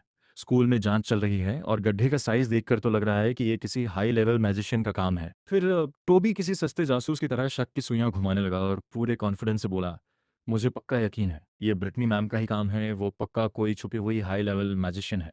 ये सुनते ही ब्लेयर के कान खड़े हो गए। वो तुरंत भागा भागा ब्रिटनी मैम के ऑफिस पहुंचा, दरवाजा खटखटाया। मैम ने मुस्कुराते हुए दरवाज़ा खोला, जैसे वो उसी का इंतज़ार कर रही हों। उनके हाथ में एक पेपर था, जिसे वो किसी बेशकीमती खजाने की तरह पकड़े हुए थीं। उन्होंने बताया कि मैथमेटिकल सोसाइटी ने रॉस के सवाल का जवाब छाप दिया है, और चूंकि ब्लेयर ने इसे सॉल्व किया था, इसलिए लेखक के तौर पर उसी का नाम लिखा है। मैम उसे बधाई दे रही थीं, पर ब्लेयर ने बीच में ही टोक दिया और ज़ोर से ऐलान किया, मैम बधाई छोड़िए, काम की बात यह है कि मुझे आपसे मैथ्स पढ़ना है। ब्रिटनी मैम की तो पलकें झपना बंद हो गई। कल तक जिसे मैजिशियन बनना था, आज उसे मैथमेटिशियन बनना है। ब्लेयर ने बड़े सुकून से कहा, मैं दोनों बनूंगा, क्योंकि भाई हमारे हीरो पर दुनिया के कायदे कानून लागू नहीं होते। मैम ने खुशी खुशी उसका हाथ पकड़ा और बोली कि वो बहुत खुश हैं। उन्होंने कहा, ठीक है, फिर हर रात यहाँ मैथ्स पढ़ने आया करो, हर रात। ब्लेयर तो इतना इमोशनल हो गया जैसे अभी स्वर्ग सिधार जाएगा। मैम ने कहा कि उसके टैलेंट से वो एक महान मैथमेटिशियन बनेगा। जाते जाते ब्लेयर ने धीरे से एक और बात डाल दी, मैम छोटा सा मैजिक का सवाल भी था। मैम मान गई कि वो कभी भी कुछ भी पूछ सकता है। ब्लेयर दरवाजा बंद करके निकलने ही वाला था कि मैम ने उसे रोक लिया। सन्नाटा छा गया, माहौल में टेंशन बढ़ गई। ब्लेयर धीरे से मुड़ा, मन ही मन बहाने तैयार करने लगा। मैम उसे घूरते हुए बोली, सच बताओ, क्या तुम मेरा फायदा उठा रहे हो ताकि मैजिक के सवालों के जवाब पा सको? ब्लेयर को पसीने छूटने लगे, जैसे कोई चोर रंगे हाथों पकड़ा गया हो। उसने एक आधा सच यानी पूरी तरह से मक्खन चिपका दिया, अरे नहीं मैम, मैं तो बस आपके साथ ज्यादा वक्त बिताना चाहता हूँ। मैम उसके और करीब आई। ब्लेयर को लगा अब तो गए काम से, पर तभी उन्होंने बहुत ही कोमल आवाज़ में कहा, जाते वक्त अपना ध्यान रखना और क्लास के बाद रात को आना मत भूलना। ब्लेयर ऑफिस से बाहर निकला तो उसे ऐसा लगा जैसे वो किसी बहुत बड़े खतरे से जिंदा बचकर आया हो। अब भी उसका दिमाग ये फैसला नहीं कर पा रहा था कि मैम बहुत ज़्यादा समझदार है या फिर ज़रूरत से ज़्यादा दयालु। अगली रात ब्लेयर पूरे कॉन्फिडेंस के साथ ऑफिस का दरवाज़ा खोलता है, पर देखते ही वहीं जम जाता है। सामने ब्रिटनी मैम बैठी थीं और उनके साथ इसाबेल। इसाबेल उसे ऐसे घूर रही थी जैसे वो किसी जाल में फंस गया हो। उसने तुरंत कड़क आवाज़ में पूछा, तुम यहाँ क्या कर रहे हो? ब्रिटनी मैम ने माफ़ी मांगते हुए कहा कि वो बताना भूल गई थीं कि आज से ब्लेयर भी उनके साथ पढ़ेगा। चूंकि इसाबेल उसकी सीनियर है, इसलिए अब उसे ब्लेयर का ख्याल रखना होगा और पढ़ाई में उसकी मदद करनी होगी। इसाबेल का चेहरा देखकर लग रहा था जैसे उसने इस जिम्मेदारी के लिए कभी अप्लाई नहीं किया था। मैम ने ब्लेयर को इसाबेल के बगल में बैठने को कहा और एक सवाल दागा, अगर एक बड़ा पत्थर कुएं में फेंका जाए और उसके पीछे दूसरा पत्थर फेंका जाए जिसका वजन पहले वाले से दोगुना हो, तो कौन सा पत्थर पहले नीचे पहुंचेगा? इसाबेल ने पूरे गर्व से कहा, मैम बस थोड़ा सा टाइम कैलकुलेट करने की देर है, भारी वाला ही पहले पहुंचेगा। लेकिन ब्लेयर ने बड़े आराम से समझाया, मैम बड़ा पत्थर छोटे वाले को कभी पकड़ नहीं पाएगा। अगर हम हवा के दबाव, एयर रेजिस्टेंस को भूल जाएं तो दोनों पत्थर एक ही रफ्तार से गिरेंगे, और चूंकि छुआ पत्थर पहले छोड़ा गया था तो वही पहले पहुंचेगा। इसाबेल के सब्र का बांध टूट गया। वो चिल्लाई, तुम्हारे पास किताबी ज्ञान तो है पर अक्ल घास चरने गई है। ब्रिटनी मैम ने भी स्वीकार किया कि उन्हें ब्लेयर की बात समझ नहीं आई, क्योंकि बड़े बड़े विद्वानों सेजस ने हमेशा यही कहा है कि भारी चीज पहले गिरती है। इसाबेल ने ताना मारा, ये तो एक बच्चा भी जानता है। ब्लेयर थोड़ा चिढ़ गया और उसने पूछा, क्या कभी किसी ने इसे वाकई टेस्ट करके देखा है? इसाबेल भड़क गई, क्या तुम महान विद्वानों पर शक कर रहे हो? ब्रिटनी मैम इस बहस को ऐसे देख रही थी जैसे कोई एजुकेशनल तबाही देख रही हो। ब्लेयर ने सीधा चैलेंज दिया, किसी भी चीज को सच मानने के लिए उसे साबित करना जरूरी है। इसाबेल ने तुरंत मौका लपक लिया, शर्त लगानी है क्या? ब्रिटनी मैम ने उन्हें रोकने की कोशिश की, पर इसाबेल ने दांव बढ़ा दिया, 10 गोल्ड कॉइन। ये सुनते ही ब्लेयर की आंखों में ऐसी चमक आई कि उसे भी जादू माना जा सकता था। तीनों एकेडमी के बाहर एक खुले मैदान में गए। पत्थरों को हाथ में लिए ब्रिटनी मैम ने ब्लेयर को समझाया कि 10 गोल्ड कॉइन कोई छोटी रकम नहीं है, एक बार फिर सोच लो। पर ब्लेयर को कोई पछतावा नहीं था। उसने कहा, मैम आप बस पत्थर फेंकिए। इसाबेल पूरे टेंशन में थी कि ये उसकी जिंदगी की सबसे आसान जीत होने वाली है। मैम ने उसे धीरे से चेतावनी दी, कॉन्फिडेंस अच्छा है, पर घमंड का अंजाम बुरा होता है। तभी माहौल बनाने के लिए जोरदार हवा चलने लगी। ब्रिटनी मैम धीरे से हवा में उड़ने लगी, जिसे देख ब्लेयर काफी इम्प्रेस हुआ। इसाबेल ने उसका मजाक उड़ाते हुए कहा, छोटे लोग उड़ना देखकर हैरान हो रहे हो? मैम एक सही ऊंचाई पर पहुंची और पत्थर छोड़ने के लिए तैयार हुई। इसाबेल अभी भी ब्लेयर की हार की भविष्यवाणी कर रही थी।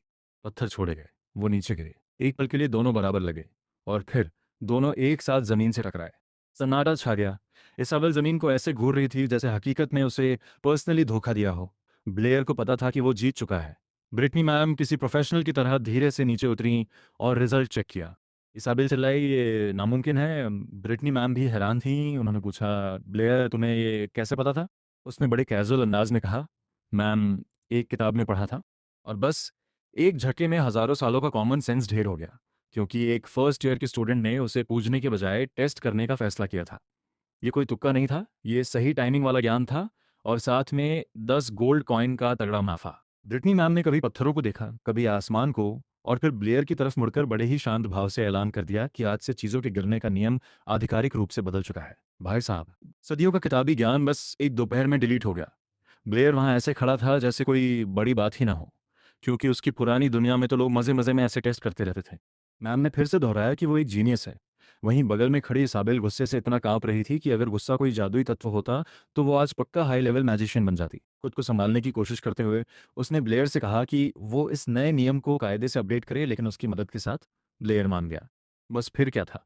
इसाबेल का दिमाग लॉजिक छोड़कर सीधा ख्याली पुलाव वाले मोड में चला गया। वो सोचने लगी, हर जगह अखबारों में फोटो छपी है, हेडलाइंस चिल्ला रही हैं, 2 युवा जीनियसों ने विज्ञान में क्रांति ला दी, बड़े बड़े विद्वान सदमे में बेहोश हो रहे हैं, उसकी शोहरत आसमान छू रही है, हर तरफ से न्योते आ रहे हैं, और फिर जाहिर है शादी। ब्लेयर इसाबेल, उसका चेहरा इन ख्यालों से इतना लाल हो गया जैसे किसी ने गर्मा गर्म तवा रख दिया हो।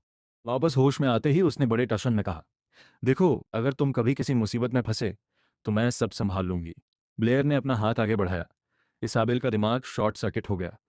उसने धीरे से पूछा, क्यों? ब्लेयर ने बड़े आराम से कहा, अरे वो शर्त के पैसे चाहिए थे। बस सारा रोमांस धुआं हो गया और हकीकत सामने आ गई।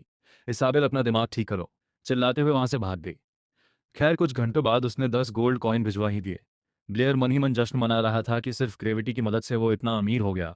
जब इसाबेल उसे फिर से मिली तो उसने इल्जाम लगाया कि ब्लेयर को नाम और इज्जत की कोई परवाह नहीं है, उसे तो बस पैसे से प्यार है। ब्लेयर ने नीले आसमान और हवा में उड़ते पत्तों को देखा, अपनी उस फर्जी पुरानी जिंदगी को याद किया जहां उसने बस मेहनत और शांति से पढ़ाया था, और फिर बड़े सुकून से बोला, देखो, मुझे पैसा बस अपनी लाइफ सुधारने के लिए चाहिए, कोई हीरो बनने का शौक नहीं है। वो वहां से निकल गया। ब्रिटनी मैम और इसाबेल उसे जाते हुए ऐसे देख रही थी जैसे वो कोई रहस्यमयी लेजेंड हो, न कि 10 गोल्ड कॉइन वाला एक प्रैक्टिकल इंसान। अगले दिन ब्लेयर अपने डेस्क पर ऊँग रहा था, पर उसके चेहरे पर मुस्कान थी, क्योंकि पैसा सबसे बड़ी दवाई है। तभी वो गुंडा लड़का फिर टपक पड़ा। उसने ब्लेयर को कचरा कहा और बताया कि एक सीनियर उसे बुला रहा है। ब्लेयर ने उसकी बात पर ध्यान ही नहीं दिया तो उस गुंडे ने उसका कॉलर पकड़ लिया और कहा, अपनी गर्दन नीचे रख, 1-2 फायरबॉल चला लेने से तो कोई 30 मार नहीं बन गया। तभी हवा में एक नई आवाज़ गूंजी, उसे छोड़ दो। एंट्री हुई सीनियर फेई। चेहरा एकदम एवरेज पर अकड़ पूरी, साथ में 2 बॉडीगार्ड भी थे, बस शोबाजी के लिए। ब्लेयर को रत्ती भर अंदाजा नहीं था कि ये कौन है। फी ने उसे वार्निंग दी, इसाबेल से दूर रहो, तुम जैसे लोग उससे बात करने के लायक भी नहीं है, और फिर बड़े ड्रामेटिक स्टाइल में वहां से निकल गया। जाते जाते उसने टोबी को टक्कर मारी और माफ़ी तक नहीं मांगी। टोबी ऐसे गिरा जैसे किसी पहाड़ से टकरा गया हो। उसने बाद में फुसफुसाते हुए बताया कि फेई एक बड़े वाइसकाउंट का बेटा है और एक पावरफुल खानदान का वारिस है, उससे दुश्मनी का मतलब है जिंदगी झंड। उसने ब्लेयर को समझाया कि इसाबेल की खूबसूरती के पीछे मत भाग, पर ब्लेयर पर इन नसीहतों का कोई असर नहीं हुआ। बाद में तपती धूप में ब्लेयर बैठा अपने प्योर ऑक्सीजन बॉल के बारे में सोच रहा था, वही एक्सपेरिमेंटल जादू जिसने लगभग पूरा जंगल रिडिजाइन कर दिया था। उसे चार्ज होने में अभी वक्त चाहिए था, जो थोड़ा बोरियत भरा था, पर उसका सबसे बड़ा फायदा यही था कि उसे न हाथ हिलाने की जरूरत थी, न मंत्र पढ़ने की, जो इस दुनिया के हिसाब से सीधा सीधा चीटिंग थी। वो सोच रहा था कि क्या वो एक साथ कई एलिमेंट्स को मिला सकता है। इतिहास गवाह है कि ऐसी सोच का अंजाम शांतिपूर्ण नहीं होता। तभी इसाबेल ने दखल दिया और ब्रिटनी मैम का असाइनमेंट याद दिलाया। उसने पेपर ब्लेयर को दिया। ब्लेयर ने उबासी लेते हुए बताया कि उसने सब सॉल्व कर लिया है। इसाबेल का दिमाग चकरा गया। ब्लेयर ने शांति से समझाया कि वो बस हर सवाल का सबसे स्मार्ट और छोटा रास्ता ढूंढता है। वो ध्यान से उसकी हर बात सुन रही थी और उसे धीरे धीरे एहसास होने लगा कि ब्लेयर के पास खड़े होना पढ़ाई करने जैसा नहीं, बल्कि किसी कुदरती तबाही के बगल में खड़े होने जैसा है, जो इत्तेफाक से मैथ्स में भी उस्ताद है। ब्लेयर अचानक खड़ा हो गया और बड़े ही कैजुअल अंदाज में इसाबेल से पूछा कि वो एक बार में कितने फायरबॉल निकाल सकती है। इसाबेल ने बड़े टशन में जवाब दिया, पूरे 9। ब्लेयर का चेहरा देखते ही लग रहा था जैसे वो कह रहा हो, बस इतने ही। उसने ब्लेयर को चिढ़ाते हुए कहा, मुझे पता है तुम एक बार में बस एक ही गोला छोड़ सकते हो। ब्लेयर ने बड़े सुकून से जवाब दिया, मैंने किताबों में एक साथ कई मंत्र पढ़ने के बारे में कभी कुछ नहीं पढ़ा। इसाबेल ने ज्ञान झाड़ते हुए बताया कि किताबें बस बेसिक सिखाती हैं, एडवांस जादू नहीं। उसने बड़े गर्व से कहा कि उसने ये इसलिए सीखा क्योंकि उसके पापा ने एक महंगा कंसल्टेंट रखा था। अमीरी का जलवा। फिर एक शातिर मुस्कान के साथ बोली, अगर कोई मुझे दीदी बोले तो शायद मैं उसे सिखा दूं। भाई साहब, बिना एक सेकंड की देरी किए जीरो डिले ब्लेयर उसे दीदी पुकारने लगा। जवाब इतनी रफ्तार में था कि खुद इसाबेल भी हक्की बक्की रह गई। उसने खुद को संभाला और उसे बेशर्म ठरकी कहते हुए खड़ी हो गई और बोली, चलो बाहर, आज मैं तुम्हें असली जादू दिखाती हूँ। एक छोटे से मैदान में उसने जादू किया। 9 फायरबॉल प्रकट हुए जो हवा में बड़े सुंदर और स्टेबल तरीके से तैर रहे थे। ब्लेयर वाकई इंप्रेस हुआ। इसाबेल ने समझाया कि ज़्यादातर जादूगरों को लगता है कि उन्हें अपनी ऊर्जा एक ही जगह रखनी चाहिए, पर अगर आपके पास हुनर है तो आप उन्हें अपनी मर्जी से कंट्रोल कर सकते हैं, और अगर ध्यान लगाया जाए तो सबको एक साथ एक ही टारगेट पर दे मारा जा सकता है। ब्लेयर ने फिर पूछा, क्या सबको अलग अलग तरीके से एक साथ कंट्रोल करना मुमकिन है? इसाबेल ने कहा कि ये तो वैसा ही है जैसे एक हाथ से सर्कल बनाना और दूसरे से स्क्वायर। दोनों साथ में हंसने लगे।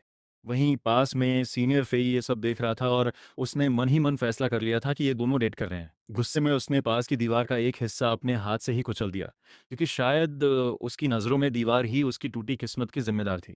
वो बड़बड़ाया, ब्लेयर को मेरी बात अनसुनी करने की कीमत चुकानी पड़ेगी। मैदान में वापस ब्लेयर ने ट्रेनिंग शुरू की और अपने दिमाग को 9 अलग अलग हिस्सों में बांटने की कोशिश करने लगा। इसाबेल ने उसे समझाया, आराम से करो भाई, मुझे सीखने में 6 महीने लगे थे, अगर तुम फेल हो जाओ तो कोई बात नहीं। तभी ब्लेयर के हाथ में आग चमकी, चिंगारियां उड़ी और अगले ही सेकंड एक साथ कई फायर बॉल प्रकट हो गए। इसाबेल चीख पड़ी, ये कैसे किया तुमने? ब्लेयर ने बड़े आराम से अपना हाथ उठाया और बोला, बस आपका बताया हुआ तरीका फॉलो किया। इसाबेल को अब ऐसी मिर्ची लगी जिसे वो लफ्जों में बयां नहीं कर सकती थी। उसने मन ही मन सोचा कि ये ठरकी ना सिर्फ मैथ्स का जीनियस है, बल्कि जादू में भी इतना खतरनाक टैलेंटेड है। जिस लड़के को कल तक सब भगवान का त्यागा हुआ कहते थे, वो आज उनका सबसे लाडला बच्चा बना फिर रहा है। चिढ़कर वो चिल्लाई, तुमने बहुत देर लगा दी, और वहां से भाग गई। ब्लेयर वहीं कंफ्यूज खड़ा अपना चेहरा पकड़कर सोचने लगा कि आखिर उसने क्या गलत किया। उसने नतीजा निकाला कि औरतों को समझना एलिमेंटल फ्यूजन से भी ज्यादा मुश्किल काम है। तभी उसे अपनी जेब में कुछ महसूस हुआ। उधर इसाबेल अभी भी भाग रही थी और उसे जोर जोर से ठरकी बुला रही थी। अचानक ब्लेयर ने उसका हाथ पकड़ लिया। वो वहीं जम गई और चिल्लाकर पूछा कि उसे क्यों खींच रहे हो। ब्लेयर की हथेली में एक छोटा सा टेडी बियर वाला ब्रेसलेट था, सिंपल और प्यारा। ब्लेयर ने बड़े अदब से उसे प्यारी इसाबेल कहा और बोला कि ये सब उसने उसकी ट्रेनिंग की बदौलत ही सीखा है। उसने रिक्वेस्ट की कि वो ब्लेयर की तरफ से ये तोहफा कबूल करे। ब्रेसलेट देखते ही इसाबेल की आंखें चमक उठीं। वो बहुत ही प्यारा था। वो शर्म से पानी पानी हो गई। उसने मन ही मन माना कि इस ठरकी के कभी कभी कुछ पल अच्छे भी होते हैं। उसने तुरंत उसे छीना, उसे बदसूरत कहा और भाग गई। पर हड़बड़ाहट में वो लड़खड़ा कर गिर पड़ी। वो फिर से खड़ी हुई, पीछे मुड़कर देखा। उसकी आंखों में अब गुस्सा नहीं, बल्कि कुछ और ही कोमलता थी। और फिर ये कहते हुए भाग गई कि मैं तुम्हें कभी माफ़ नहीं करूंगी। ब्लेयर उसे जाते हुए देखता रहा और बड़बड़ाया, यार ये ब्रेसलेट 50 चांदी के सिक्कों का था, मैंने असल में अपनी टीचर के लिए खरीदा था, और फिर इरादा बदल दिया। वाकई किस्मत का कोई भरोसा नहीं है। अचानक ब्लेयर की नज़र लंबी घास पर पड़ी। फेई वहां छिपा हुआ था। वो गुंडा ऐसे आगे बढ़ा जैसे उसे आज भारी डिस्काउंट पर हिम्मत मिल गई हो। उसने ब्लेयर को याद दिलाया, सीनियर ने वार्निंग दी थी ना कि इसाबेल से दूर रहो, फिर भी तुम बाज नहीं आए। ब्लेयर चुपचाप खड़ा हुआ, चारों तरफ देखा और समझ गया कि वो घिर चुका है। इस वक्त सर्वाइवल इंस्टिंक्ट जाग गया। यहाँ रुककर मिसाल बनने से बेहतर है कि पतली गली पकड़ ली जाए। वो भागा। वो बेवकूफ उसके पीछे दौड़े और चिल्लाने लगे, रुक जाओ, जैसे मुजरिम आवाज देते ही शरीफों की तरह जम जाते हों। ब्लेयर ने मन ही मन नोट कर लिया कि ये पूरा ग्रुप एक लंबी बीमारी की तरह है। तभी उस गुंडे ने पीछे से चिल्लाकर कहा, तू भी अपने बाप जैसा है, मैदान छोड़कर भागा था और फिर भी मारा गया। बस ये लाइन कलेजे में लग गई। ब्लेयर रुक गया, धीरे से मुड़ा। गुंडा मुस्कुराया और पूछा, क्यों? दुखती रग पर हाथ रख दिया क्या? और फिर वो हमला करने के लिए आगे बढ़ा। उसका मुक्का ब्लेयर को लगने ही वाला था कि तभी उसका हाथ बुरी तरह जल गया, मानो अभी राख बन जाया। आग फैलने लगी। ब्लेयर के चारों तरफ एक साथ कई फायरबॉल प्रकट हो गए। वो गुंडा चीखता हुआ जमीन पर गिर पड़ा, बुरी तरह घायल। ब्लेयर की आवाज़ एकदम बर्फीली हो गई। उसने कहा, मेरे पिता इस देश के लिए लड़ते हुए मरे थे। वो डरपोक नहीं, एक हीरो थे, और दोबारा मेरे पिता का अपमान करने की हिम्मत मत करना। बाकी के गुंडों ने हवा में तैरते उन 9 आग के गोलों को देखा और तुरंत फैसला कर लिया कि वफादारी की भी अपनी एक लिमिट होती है। वो अपने साथी को कूड़े की तरह वहीं छोकर 9-2-11 हो गए। ब्लेयर उस गुंडे के सामने फाइनल बॉस की तरह खड़ा था। गुंडा घबरा गया और उसे स्कूल के नियम याद दिलाने लगा कि यहाँ लड़ाई मना है। ब्लेयर ने उसे घूरते हुए कहा, यह बात तुझे पहले याद आनी चाहिए थी। वो फिर से आगे बढ़ने ही वाला था कि तभी उसके पीछे कुछ लोग आ गए। गुंडा मदद के लिए चिल्लाने लगा। उसे लगा कि आज तो उसका आखिरी दिन है, पर तभी उसने देखा कि उसके सामने खड़ा ब्लेयर अचानक धड़ाम से गिर पड़ा, पूरी तरह बेहोश। गुंडे ने कंफर्म करने के लिए उसे उंगली से छूकर देखा कि कहीं मर तो नहीं गया, और फिर वहां से एक प्रोफेशनल डरपोक की तरह भाग निकला। तभी ब्रिटनी मैम की आवाज गूंजी, रुक जाओ। गुंडा रोने लगा कि मैंने कुछ नहीं किया मैम, ये खुद ही गिर गया। मैम ने बड़े लाड से ब्लेयर को अपनी बाहों में उठाया। धुंधली आंखों से ब्लेयर को लाल आसमान दिखाई दे रहा था, जैसे वो वक्त से पहले ही स्वर्ग के दरवाजे पर पहुंच गया हो। गुंडा अभी भी सफाई दे रहा था, पर तभी एक और आवाज आई, क्या तुम्हें लगता है हम अंधे हैं? हमने इसे तुम्हारे कदमों में गिरते हुए देखा है।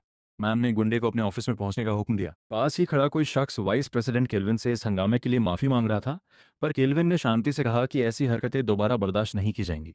इधर ब्रिटनी मैम की गोद में ब्लेयर की धड़कनें रुक गईं। एक पल के लिए उसकी रूह शरीर छोड़ने ही वाली थी, पर किसी ताकत ने उसे वापस खींच लिया। मैम घबरा गई थीं। उन्होंने उसे कस के गले लगा लिया। तभी एक और आवाज़ आई कि सफाई बाद में, पहले ज़रूरी काम निपटा लो। मैम ने उन लोगों का इंट्रोडक्शन कराया। वो मैथमेटिकल सोसाइटी के लोग थे। ब्लेयर ने कमजोरी के बावजूद तमीज से प्रेसिडेंट डीन और वाइस प्रेसिडेंट केल्विन को झुककर सलाम किया। डीन ने ब्लेयर की तारीफों के पुल बांध दिए और उसे रॉस की मिस्ट्री सुलझाने वाला जीनियस बताया। ब्रिटनी मैम ने तुरंत बात काटी और कहा, यह पूरा क्रेडिट ब्लेयर का है, मैंने तो बस लिखने में मदद की है। सोसाइटी के लोग हैरान थे। उन्होंने कहा कि अगर आप ब्रिटनी ये क्रेडिट लेती हैं तो आपको अवार्ड्स मिलेंगे, फंड मिलेगा और एकेडमी का नाम रोशन होगा। पैसे की कोई कमी नहीं होगी। मैम ने पूछा, तो ब्लेयर का क्या होगा? डीन ने आभरी और कहा कि ये लड़का बहुत छोटा है, किसी के लिए ये मानना मुश्किल होगा कि इतनी बड़ी मिस्ट्री इसने सुलझाई है। ब्लेयर ने धीरे से मैम का हाथ पकड़ा और कहा, मैम आप ये ऑफर मान लीजिए। मैम हिचकिचा रही थीं। डीन ने उन्हें सोचने का वक्त दिया और वहां से चले गए। डूबता हुआ सूरज एकेडमी को सन्नाटे में डुबो रहा था। कॉरिडोर में चलते हुए मैम ने धीरे से कहा, रॉस की मिस्ट्री सुलझाने से इतिहास जरूर बदल सकता है, पर यह सम्मान सिर्फ तुम्हारा है ब्लेयर, इसे कोई और नहीं छीन सकता। ब्लेयर का चेहरा थोड़ा उदास हो जाता है और वो ब्रिटनी मैम से कहता है कि वैसे भी ये सम्मान उसका नहीं है, और वैसे भी मैम अभी इतनी बूढ़ी नहीं हुई है कि कोई बड़ा अवार्ड स्वीकार ना कर सके। ये तारीफ सीधा निशाने पर लगती है और मैम का चेहरा खिल उठता है। तभी ब्लेयर को एहसास होता है कि उसने अनजाने में फिर से उन्हें बूढ़ा कह दिया है। अगले दिन एकेडमी के नोटिस बोर्ड के पास स्टूडेंट्स की भीड़ जमा थी। सब फुसफुसा रहे थे कि ब्लेयर और ब्रिटनी मैम ने एक और आर्टिकल छाप दिया है, वो भी रॉस की उस मिस्ट्री पर जिसे बड़े बड़े विद्वान सालों से नहीं सुलझा पाए। जाहिर है सबका यही कहना था कि इसे पक्का ब्रिटनी मैम ने ही सॉल्व किया होगा, क्योंकि ब्लेयर तो उनके सामने नगण्य है। ब्लेयर ने सब सुना और अनसुना कर दिया। उसका ध्यान तो बस उस काम पर था जो उसने अपनी टीचर को सौंपा था। वो एक ठंडी आह भरता है, अब वो और कर भी क्या सकता था। तभी एकेडमी में जोर जोर से चिल्लाने की आवाजें गूंजने लगी। एक आदमी चिल्ला रहा था कि उसका बेटा कचरा है और उसे सिर्फ लड़ना आता है। वो उस गुंडे लड़के का बाप था। वह गुस्से में कह रहा था कि उसने अपने बेटे को यहाँ लड़ने के लिए नहीं भेजा था, और फिर आपा खोकर उसने सबके सामने अपने बेटे को पीटना शुरू कर दिया। थप्पड़ों की आवाज पूरे कैंपस में गूंज रही थी। गुस्सा निकालने के बाद वो आदमी गिड़गिड़ाते हुए प्रेसिडेंट डीन से माफी मांगने लगा कि उसके बेटे को स्कूल से न निकाला जाए। डीन ने साफ कह दिया कि इस लड़के का बर्ताव बर्दाश्त के बाहर है। पिता घुटनों के बल बैठकर भीख मांगने लगा। वो गुंडा लड़का शर्मिंदगी से लाल होकर अपने पिता से कहने लगा कि वह अपनी बेइज्जती न कराएं। उसी पल ब्लेयर आगे बढ़ा और प्रेसिडेंट डीन को तमीज से सलाम किया। गुंडा लड़का उसे देखते ही दांत पीसने लगा।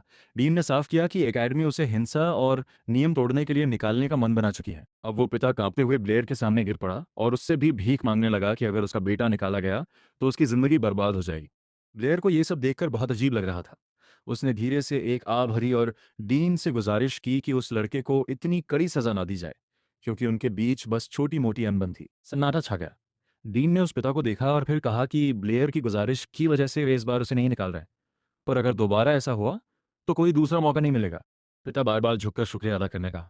उस गुंडे लड़के ने भी डीन और फिर ब्लेयर को शुक्रिया कहा, हालांकि उसके शब्दों में एक भारीपन था। बाद में क्लास में जैसे पहले उस लड़के ने धीरे से ब्लेयर से पूछा कि उसने उसकी मदद क्यों की। ब्लेयर ने गंभीरता से जवाब दिया, अपने पिता के साथ फिर कभी वैसा बर्ताव मत करना। लड़के ने फिर शुक्रिया कहा, लेकिन साथ ही एक चेतावनी भी दी, फिर इस बात को इतनी आसानी से नहीं छोड़ेगा, खासकर तब जब उसके चाचा एकेडमी के वाइस प्रेसिडेंट हों। लीजिए भाई, पॉलिटिकल तूफान कंफर्म हो गया। शम को ब्लेयर बुरी तरह थका हुआ था और उसे काम पर भी जाना था, लेकिन वहां उसका मालिक एक अजीब से चेहरे के साथ इंतजार कर रहा था। उस बूढ़े आदमी ने पूछा, क्या तुमने हाल ही में किसी से पंगा लिया है? ब्लेयर को तुरंत खतरे की खुशबू आ गई। कुछ तो गड़बड़ थी। बिना ज्यादा सफाई दिए मालिक ने कह दिया, तुम काम से निकाले जा चुके हो और अब यहाँ रह भी नहीं सकते। हालिया घटना के बाद ये वाइस प्रेसिडेंट का सीधा ऑर्डर है। और बस पल भर में ब्लेयर के सिर से छत और हाथ से काम दोनों चले गए। बाद में जब ब्रिटनी मैम ने ब्लेयर से कहा कि वो उसे और इसाबेल को एक एक्सचेंज ट्रिप पर ले जाना चाहती हैं और पूछा कि क्या वो कल फ्री है, तो ब्लेयर ने बड़ी शांति से माफी मांगते हुए कहा, मैम मुझे कल अपने रहने के लिए कोई नई जगह ढूंढनी होगी। चूंकि ब्लेयर को लाइब्रेरी से किसी राजनीतिक सफाई की तरह बाहर निकाल दिया गया था, ब्रिटनी मैम ने बड़े ही शांत भाव से बताया कि वो उनके घर पर रह सकता है, क्योंकि वो अकेली रहती हैं और वहाँ एक खाली कमरा भी है। अकेली रहती हैं, ये सुनते ही ब्लेयर का दिमाग थोड़ा बहकने लगा, पर उसने एक जिम्मेदार इंसान की तरह उन ख्यालों पर ब्रेक लगाया और कहा कि शायद ये सही नहीं होगा। लेकिन मैम ने उसे वो लालच दिया जिससे बचना ब्लेयर के लिए नामुमकिन था। तुम जब चाहो जितने चाहो मैथ्स के सवाल पूछ सकते हो। भाई साहब, ये तो सरसर नाइंसाफी है। मैथ्स के आगे कमजोर पड़ते हुए ब्लेयर ने हाँ कह दी। तभी इसाबेल वहां पहुंची और उसे वहां खड़ा देख सफाई मांगने लगी। मैम ने बड़े आराम से बताया कि अब से ब्लेयर उन्हीं के साथ रहेगा। इसाबेल का तो दिमाग ही चकरा गया। उसे लगा इस ठरकी ने तो सीधा प्रीमियम एक्सेस पा लिया है। मैम ने उसे डांटा कि ब्लेयर वैसा लड़का नहीं है, पर इसाबेल अपनी बात पर अड़ी रही। ब्लेयर वहाँ खड़ा बस ये सोच रहा था कि उसे ठरकी का वो मेडल मिल चुका है जिसके लिए उसने कभी अप्लाई भी नहीं किया था। बाद में मैम ने उसे याद दिलाया कि एक्सचेंज सेमिनार के लिए उसे फॉर्मल कपड़े पहनने होंगे। ब्लेयर ने बड़ी मासूमियत से पूछा कि क्या वो अपनी जादुई वर्कर वाली यूनिफॉर्म पहन सकता है। मैम ने हाथ हिलाकर उसे विदा किया और बस इतना कहा, प्लीज नॉर्मल व्यवहार करना। उस रात वे हार्वर्ड फैमिली की हवेली पर पहुंचे, जो इतनी बड़ी थी कि लग रहा था वो खुद भी टैक्स भरती होगी। मैम ने समझाया कि हार्वर्ड खानदान को पूरे किंगडम में उनके मैथ्स के लिए इज्जत दी जाती है। ब्लेयर ने तुरंत कड़ियां जोड़ी। हार्वर्ड, फेई, वाइस प्रेसिडेंट यानी पॉलिटिकल प्रॉब्लम का सिग्नल मिल चुका था। वाइस प्रेसिडेंट केल्विन ने उनका स्वागत किया, जो खुद में काफी रईस और रसूखदार लग रहे थे। मैम बड़े मेहमानों से बात करने चली गईं और ब्लेयर और इसाबेल को अकेला छोड़ दिया। जैसे ही ब्लेयर की नज़र खाने की मेज पर पड़ी, उसकी प्राथमिकताएं बदल गईं। उसने पहले ही डिश पर ऐसे हमला किया जैसे बरसों का भूखा हो। इसाबेल ने उसे पकड़ा और पूछा, क्या तुम सुअर हो? हमें यहाँ खाने के लिए नहीं बुलाया गया है। इससे पहले कि वो एकेडमी की अंतर्राष्ट्रीय स्तर पर बेइज्जती कराता, वो उसे वहां से खींच ले गई। खाने से दूर किए जाने के गम से उबरते हुए ब्लेयर की नज़र एक बड़ी पेंटिंग पर पड़ी जिसके बीच में एक अजीब सा डिज़ाइन था। इसाबेल ने गर्व से बताया कि ये रॉयल कैपिटल के 7 पॉइंट्स हैं, जिसे हावर्ड खानदान अपनी शान मानता है। ब्लेयर ने बड़े आराम से पूछा कि ये 7 पॉइंट्स आखिर हैं क्या। बदकिस्मती से ठीक उसी वक्त फे वहां प्रकट हो गया। उसने ब्लेयर का मजाक उड़ाया कि उसे इतना भी नहीं पता और गार्ड्स को बुलाने की धमकी दी कि उन्होंने ऐसे लो लेवल के लड़के को अंदर कैसे आने दिया। इसाबेल ने फेई को तमीज़ में रहने को कहा, पर वो नहीं रुका। बोला कि ब्लेयर तो यहाँ का खाना खाने के लायक भी नहीं है। इसाबेल ने ब्लेयर का हाथ पकड़ा और कहा कि उसकी बातों पर ध्यान मत दो। ये देखते ही फेई का इंटरनल सिस्टम क्रैश हो गया। उसके दिमाग में इसाबेल सिर्फ उसकी थी और कोई उसका हाथ कैसे पकड़ सकता है। उसने ब्लेयर को उकसाने के लिए पूछा, क्या तुम एक औरत के पीछे छुटने वाले हो? भावुक होने के बजाय ब्लेयर ने बड़े शांत तरीके से फेई से वही सवाल किया, जरा मुझे भी समझाओ कि ये कैपिटल के 7 पॉइंट्स आखिर क्या है। इसाबेल ने मामला ठंडा करने की कोशिश की, पर अब ब्लेयर का ध्यान न तो इज्जत पर था न राजनीति पर। उसका पूरा ध्यान उस पेंटिंग पर था। वहीं दूसरी तरफ फे का पूरा ध्यान सिर्फ जलन पर था। एक इतिहास के बारे में सोच रहा था, दूसरा अपनी ओनरशिप के बारे में। सेमिनार अभी शुरू भी नहीं हुआ था और तबाही पहले ही आ चुकी थी। फे ने किसी फिल्म के विलेन जैसी मुस्कान के साथ ब्लेयर से पूछा कि क्या उसे वाकई लगता है कि वो कोई मैथ जीनियस है। इसाबेल ने तुरंत इस बदतमीजी का विरोध किया, पर फे ने बड़े ही शातिर अंदाज में कहा कि वह तो बस ब्लेयर के नए जादुई आइडियाज सुनना चाहता है। फिर अपनी आदत के मुताबिक ड्रामा बढ़ाते हुए उसने पूरे हॉल में चिल्लाकर ऐलान कर दिया कि ब्लेयर रॉयल कैपिटल के 7 पॉइंट्स की गुत्थी सुलझाने वाला है। हॉल में सन्नाटा ऐसे फैल गया जैसे किसी ने कीमती वाइन गिरा दी हो। इसाबेल वहीं जम गई। रईस और नवाबों के बीच फुसफुसाहट शुरू हो गई। आखिर उनमें से ज्यादातर का यही मानना था कि रॉस की मिस्ट्री तो ब्रिटनी मैम ने सुलझाई थी और ब्लेयर ने बस अपना नाम जबरदस्ती डलवा लिया था। मैम को जब इस हंगामे की भनक लगी तो वह तुरंत वहां पहुंची। वह समझ गई थी कि यह कोई मामूली बहस नहीं है। फे ने बड़े ही तमीज वाले टशन में ब्लेयर को याद दिलाया कि उसे इन खास मेहमानों को निराश नहीं करना चाहिए। ब्रिटनी मैम ने घबराकर ब्लेयर का हाथ पकड़ा और पूछा कि यह सब क्या चल रहा है। उन्होंने उसे फुसफुसाकर समझाया कि हावर्ड खानदान इस शहर का सबसे ताकतवर परिवार है और उनसे पंगा लेना करियर के लिए खतरनाक हो सकता है। मैम ने बताया कि 7 पॉइंट्स वाला सवाल सुलझाना नामुमकिन है और फे ये बात अच्छे से जानता है, इसलिए उसने ब्लेयर को इस जाल में फंसाया है। फे ने अपना ग्लास हवा में उठाया और मजे लेते हुए पूछा, क्यों महान मैथमेटिशियन का कॉन्फिडेंस डगमगा गया क्या? मैम का गुस्सा 7वें आसमान पर था। वो जैसे जंग का ऐलान करने ही वाली थी कि तभी ब्लेयर ने शांति से उन्हें रोक दिया। उसने कहा कि वह इस सवाल को हल करने की कोशिश जरूर करेगा, अपने सीनियर को उस एहसान के लिए छोटा सा थैंक यू कहने के लिए जो उन्होंने उसे लाइब्रेरी से निकलवा कर किया था। दोनों औरतें उसे फटी आंखों से देखने लगी। भाई, जब ब्लेयर कहता है कि वह कुछ करेगा तो समझो वो करेगा। ब्लेयर ने फेई की तरफ मुड़कर दोहराया कि वो इसे सॉल्व करेगा। फेई ने बड़े ड्रामेटिक अंदाज में इसकी कहानी सुनाई। सैकड़ों साल पहले जब यह शहर छोटा था और एक नदी के 2 हिस्सों में बंटा था, तब हमारे पूर्वज ने दोनों तरफ को जोड़ने के लिए 7 पुल बनवाए थे। उन्होंने दावा किया था कि एक ऐसा रास्ता है जिससे हर पुल को सिर्फ एक बार पार करके वापस वहीं पहुंचा जा सकता है जहां से शुरू किया था, और कोई भी रास्ता दोबारा नहीं दोहराना पड़ेगा। रास्ता दोबारा नहीं दोहराना पड़ेगा, फेई ने आगे बताया कि बड़े बड़े विद्वान आए और चले गए, पर कोई इसे सुलझा नहीं पाया। पूर्वज ने इसे खुद सुलझाया था, पर जवाब छापने से पहले ही वह रहस्यमय तरीके से नदी में मृत पाए गए। जवाब उनके साथ ही चला गया। तब से हावर्ड खानदान इसे अपनी पवित्र शान मानता है। कहानी खत्म करके फेई को लगा कि ब्लेयर अब डर के मारे कांपने लगेगा। ब्लेयर ने सब शांति से सुना। थोड़ी ही देर बाद उसके चेहरे के हाव भाव बदले। फेई ने मुस्कुराकर पूछा, क्या हुआ जीनस? जवाब मिल गया क्या? ब्लेयर ने बड़े आराम से कहा, पता नहीं। ये सुनते ही फेई ठहाके मारकर हंसने लगा और पूरे हॉल में चिल्लाया, कहाँ गया वो सारा कॉन्फिडेंस? वहां खड़े कुछ रईस लोग सिर हिलाकर फुसफुसाने लगे कि शायद अफवाहें कुछ ज्यादा ही बढ़ चढ़कर थीं। कुछ ने तो यहां तक कह दिया कि ब्लेयर बस एक कचरा है जिसका तुक्का लग गया था। माहौल पूरी तरह ब्लेयर के खिलाफ हो गया। लेकिन तभी उन रईसों के बीच खड़ी एक बेहद प्रभावशाली महिला ने अपनी आंखें सिकोड़ी और धीरे से कहा, शायद मामला इतना सीधा नहीं है जितना दिख रहा है। ब्लेयर उस पेंटिंग को घूरता रहा और शांति से सोचने लगा। पर जितना ज्यादा उसने दिमाग लगाया, एक बात आईने की तरह साफ हो गई, इसका कोई हल है ही नहीं। उसकी पुरानी जिंदगी में भी बिल्कुल ऐसा ही एक सवाल था, और उसका नतीजा भी यही था, नामुमकिन। पूरा हॉल उसे ऐसे देख रहा था जैसे वो या तो आज कोई लेजेंड बनने वाला है या फिर सबका मजाक। ब्रिटनी मैम और इसाबेल उलझन में खड़ी थी। फेई जोर जोर से चिल्लाकर कहने लगा कि ब्लेयर ये सब सिर्फ इसलिए कह रहा है क्योंकि उसे जवाब नहीं पता, और उसने सबको याद दिलाया कि उनके पूर्वज ने इसे सुलझाया था। ब्लेयर ने बड़े आराम से पूछ लिया, क्या उस सॉल्यूशन का कोई असली सबूत है? ये सुनते ही फेई का आंख हो गया। वो दहाड़ा, एक मामूली स्टूडेंट की इतनी हिम्मत कि वो मेरे खानदान के महान विद्वानों पर सवाल उठाए? एक भारी और दमदार आवाज गूंजी। खुद वाइसकाउंट हावर्ड मैदान में उतर आए। उन्होंने फेई को वहीं झाड़ दिया, चुप कर।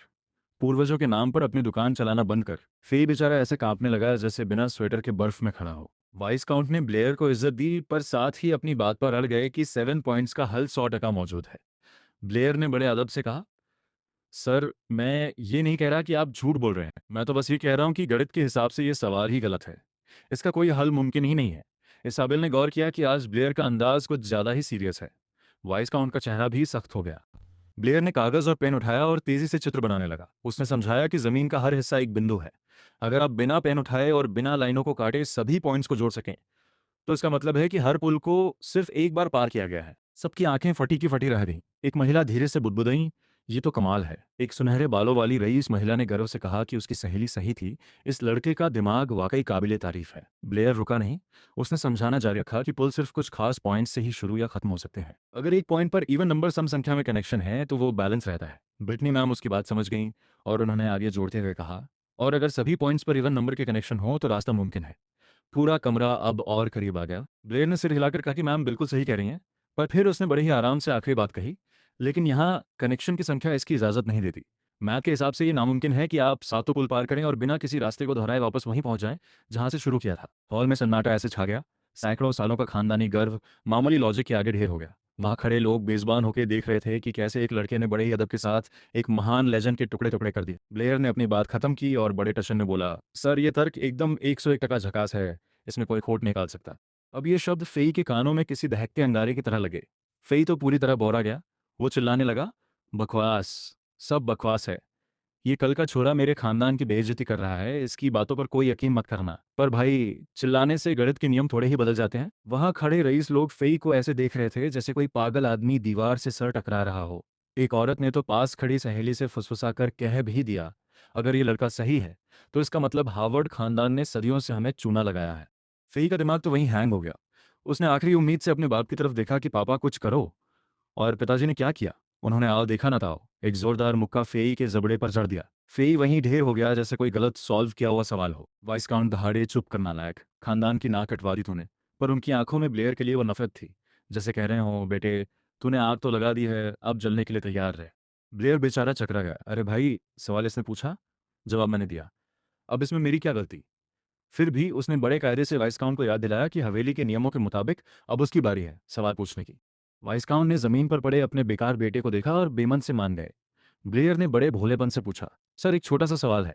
एक स्क्वायर यानी वर्ग के डायगोनल यानी विकर्ण की लंबाई क्या होती है? वाइसकाउंट के चेहरे पर चमक आ गई। उन्हें लगा, ले, ये तो बच्चों वाला सवाल पूछ लिया।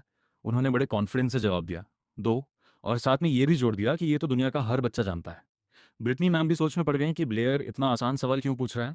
ब्लेयर ने अपनी आंखें बंद की, एक गहरी सांस ली और बड़े अदब से बोला, गलत जवाब, मुझे इसकी असली लंबाई जाननी है। बस ये सुनते ही वाइसकाउंट पत्थर बन गए। पूरे हॉल में खुसर खुसर शुरू हो गई। अब असली पंगा यही था। इस दुनिया के लोग सिर्फ होल नंबर्स यानी पूरे पूरे अंक जैसे 1, 2, 3 पर ही यकीन करते थे। यहाँ का स्कूल ऑफ नंबर्स गला फाड़ फाड़ कर यही पढ़ाता था कि दुनिया का हर रहस्य सिर्फ परफेक्ट नंबरों से सुलझाया जा सकता है। इसाबेल के बाप यानी शहर के लॉर्ड तक इस स्कूल के आगे झुकते थे। पर ब्लेयर की पुरानी दुनिया में भी एक ऐसा ही ग्रुप था। जब पहली बार किसी ने एक स्क्वायर वर्ग के डायगोनल विकर्ण को नापने की गुस्ताखी की थी, तो उस खोज ने पूरे गणित जगत के होश उड़ा दिए थे। उस जमाने के लोग परफेक्ट नंबरों के दीवाने थे, और जब उन्हें पता चला कि ये डायगोनल किसी सीधे साधे नंबर में फिट ही नहीं बैठता, तो वो डर गए। उन्होंने उस बेचारे गणितज्ञ को बांधा और सीधा समंदर में फेंक दिया, जैसे किसी को डुबोने से गणित का नियम बदल जाएगा। लेकिन भाई, सच तो बड़ा ढीठ होता है। सदियों बाद इन्हीं नंबरों को इरेशनल नंबर कहा गया। आज हार्वर्ड हवेली में ब्लेयर ने वही पुरानी डरावनी याद फिर से ताज़ा कर दी। वाइसकाउंट के पसीने छूटते देख ब्लेयर समझ गया कि इन्हें इरेशनल नंबरों के बारे में पता तो है, पर सबके सामने मानना मतलब अपने खानदान की जादुई और गणितीय बुनियाद को अधूरा साबित करना है। रईस लोग फुसफुसाने लगे और विद्वान लोग माथा पीटने लगे। ब्रिटनी मैम भी हैरान थी, क्योंकि वो भी उस डायगोनल का कोई साफ जवाब नहीं कर पा रही थी। ब्लेयर ने बड़े ही प्यार से समझाया, मैम, ये वो नंबर है जिसे बहुत पहले खोजा गया था, पर शायद सबने अपनी सुविधा के लिए इसे दफना दिया। फेई अपने बाप को बेबस खड़ा देख जल भुनकर खाक हो रहा था। उसे आज पहली बार एहसास हुआ कि बेइज्जती भी विरासत में मिलती है। गुस्सा उसके दिमाग पर चढ़ गया। वो चिल्लाया, ये सब इस ब्लेयर की वजह से हुआ है। और वो किसी सांड की तरह ब्लेयर पर झपटा, जैसे मुक्केबाजी से वो मैथ के लॉजिक को हरा देगा। ब्लेयर तो हटकर खुद को बचाने ही वाला था कि झपाक, किसी ने फेई का हाथ बीच हवा में ही दबोच लिया। वो और कोई नहीं, वही गुलाबी बालों वाली लड़की थी। उसकी आंखों में अंगारे दहक रहे थे। फेई ने हाथ छोड़ने को कहा, पर गुलाबी बालों वाली लड़की ने पकड़ और मजबूत कर दी। फेई को अंदाजा भी नहीं था कि गुलाबी बालों वाली लड़की इतनी ताकतवर है। पीछे खड़ा वाइसकाउंट गुस्से से नहीं, बल्कि डर से कांप रहा था। उसने कड़क आवाज में फेई से पूछा, तुझे अंदाजा भी है कि तूने आज रात कितनी बड़ी मुसीबत खड़ी कर दी है? फेई चुप हो गया, पर उसकी नजरें ब्लेयर पर ही टिकी थीं, मानो वो अगले हमले की प्लानिंग कर रहा हो। वाइसकाउंट ने झुककर सबसे माफी मांगी, अपने बेटे को सुधारने का वादा किया और ऐलान किया कि ब्लेयर के डायगोनल वाले सवाल का जवाब वो कुछ दिनों में देंगे। उन्होंने ब्लेयर से हवेली में रुकने को कहा। भाई, बेइज्जती के बाद की ये बनावटी तमीज़ भी क्या चीज़ है। लेकिन जाते वक्त उनके चेहरे पर साफ लिखा था कि वो इस हार को भूलने वाले नहीं है।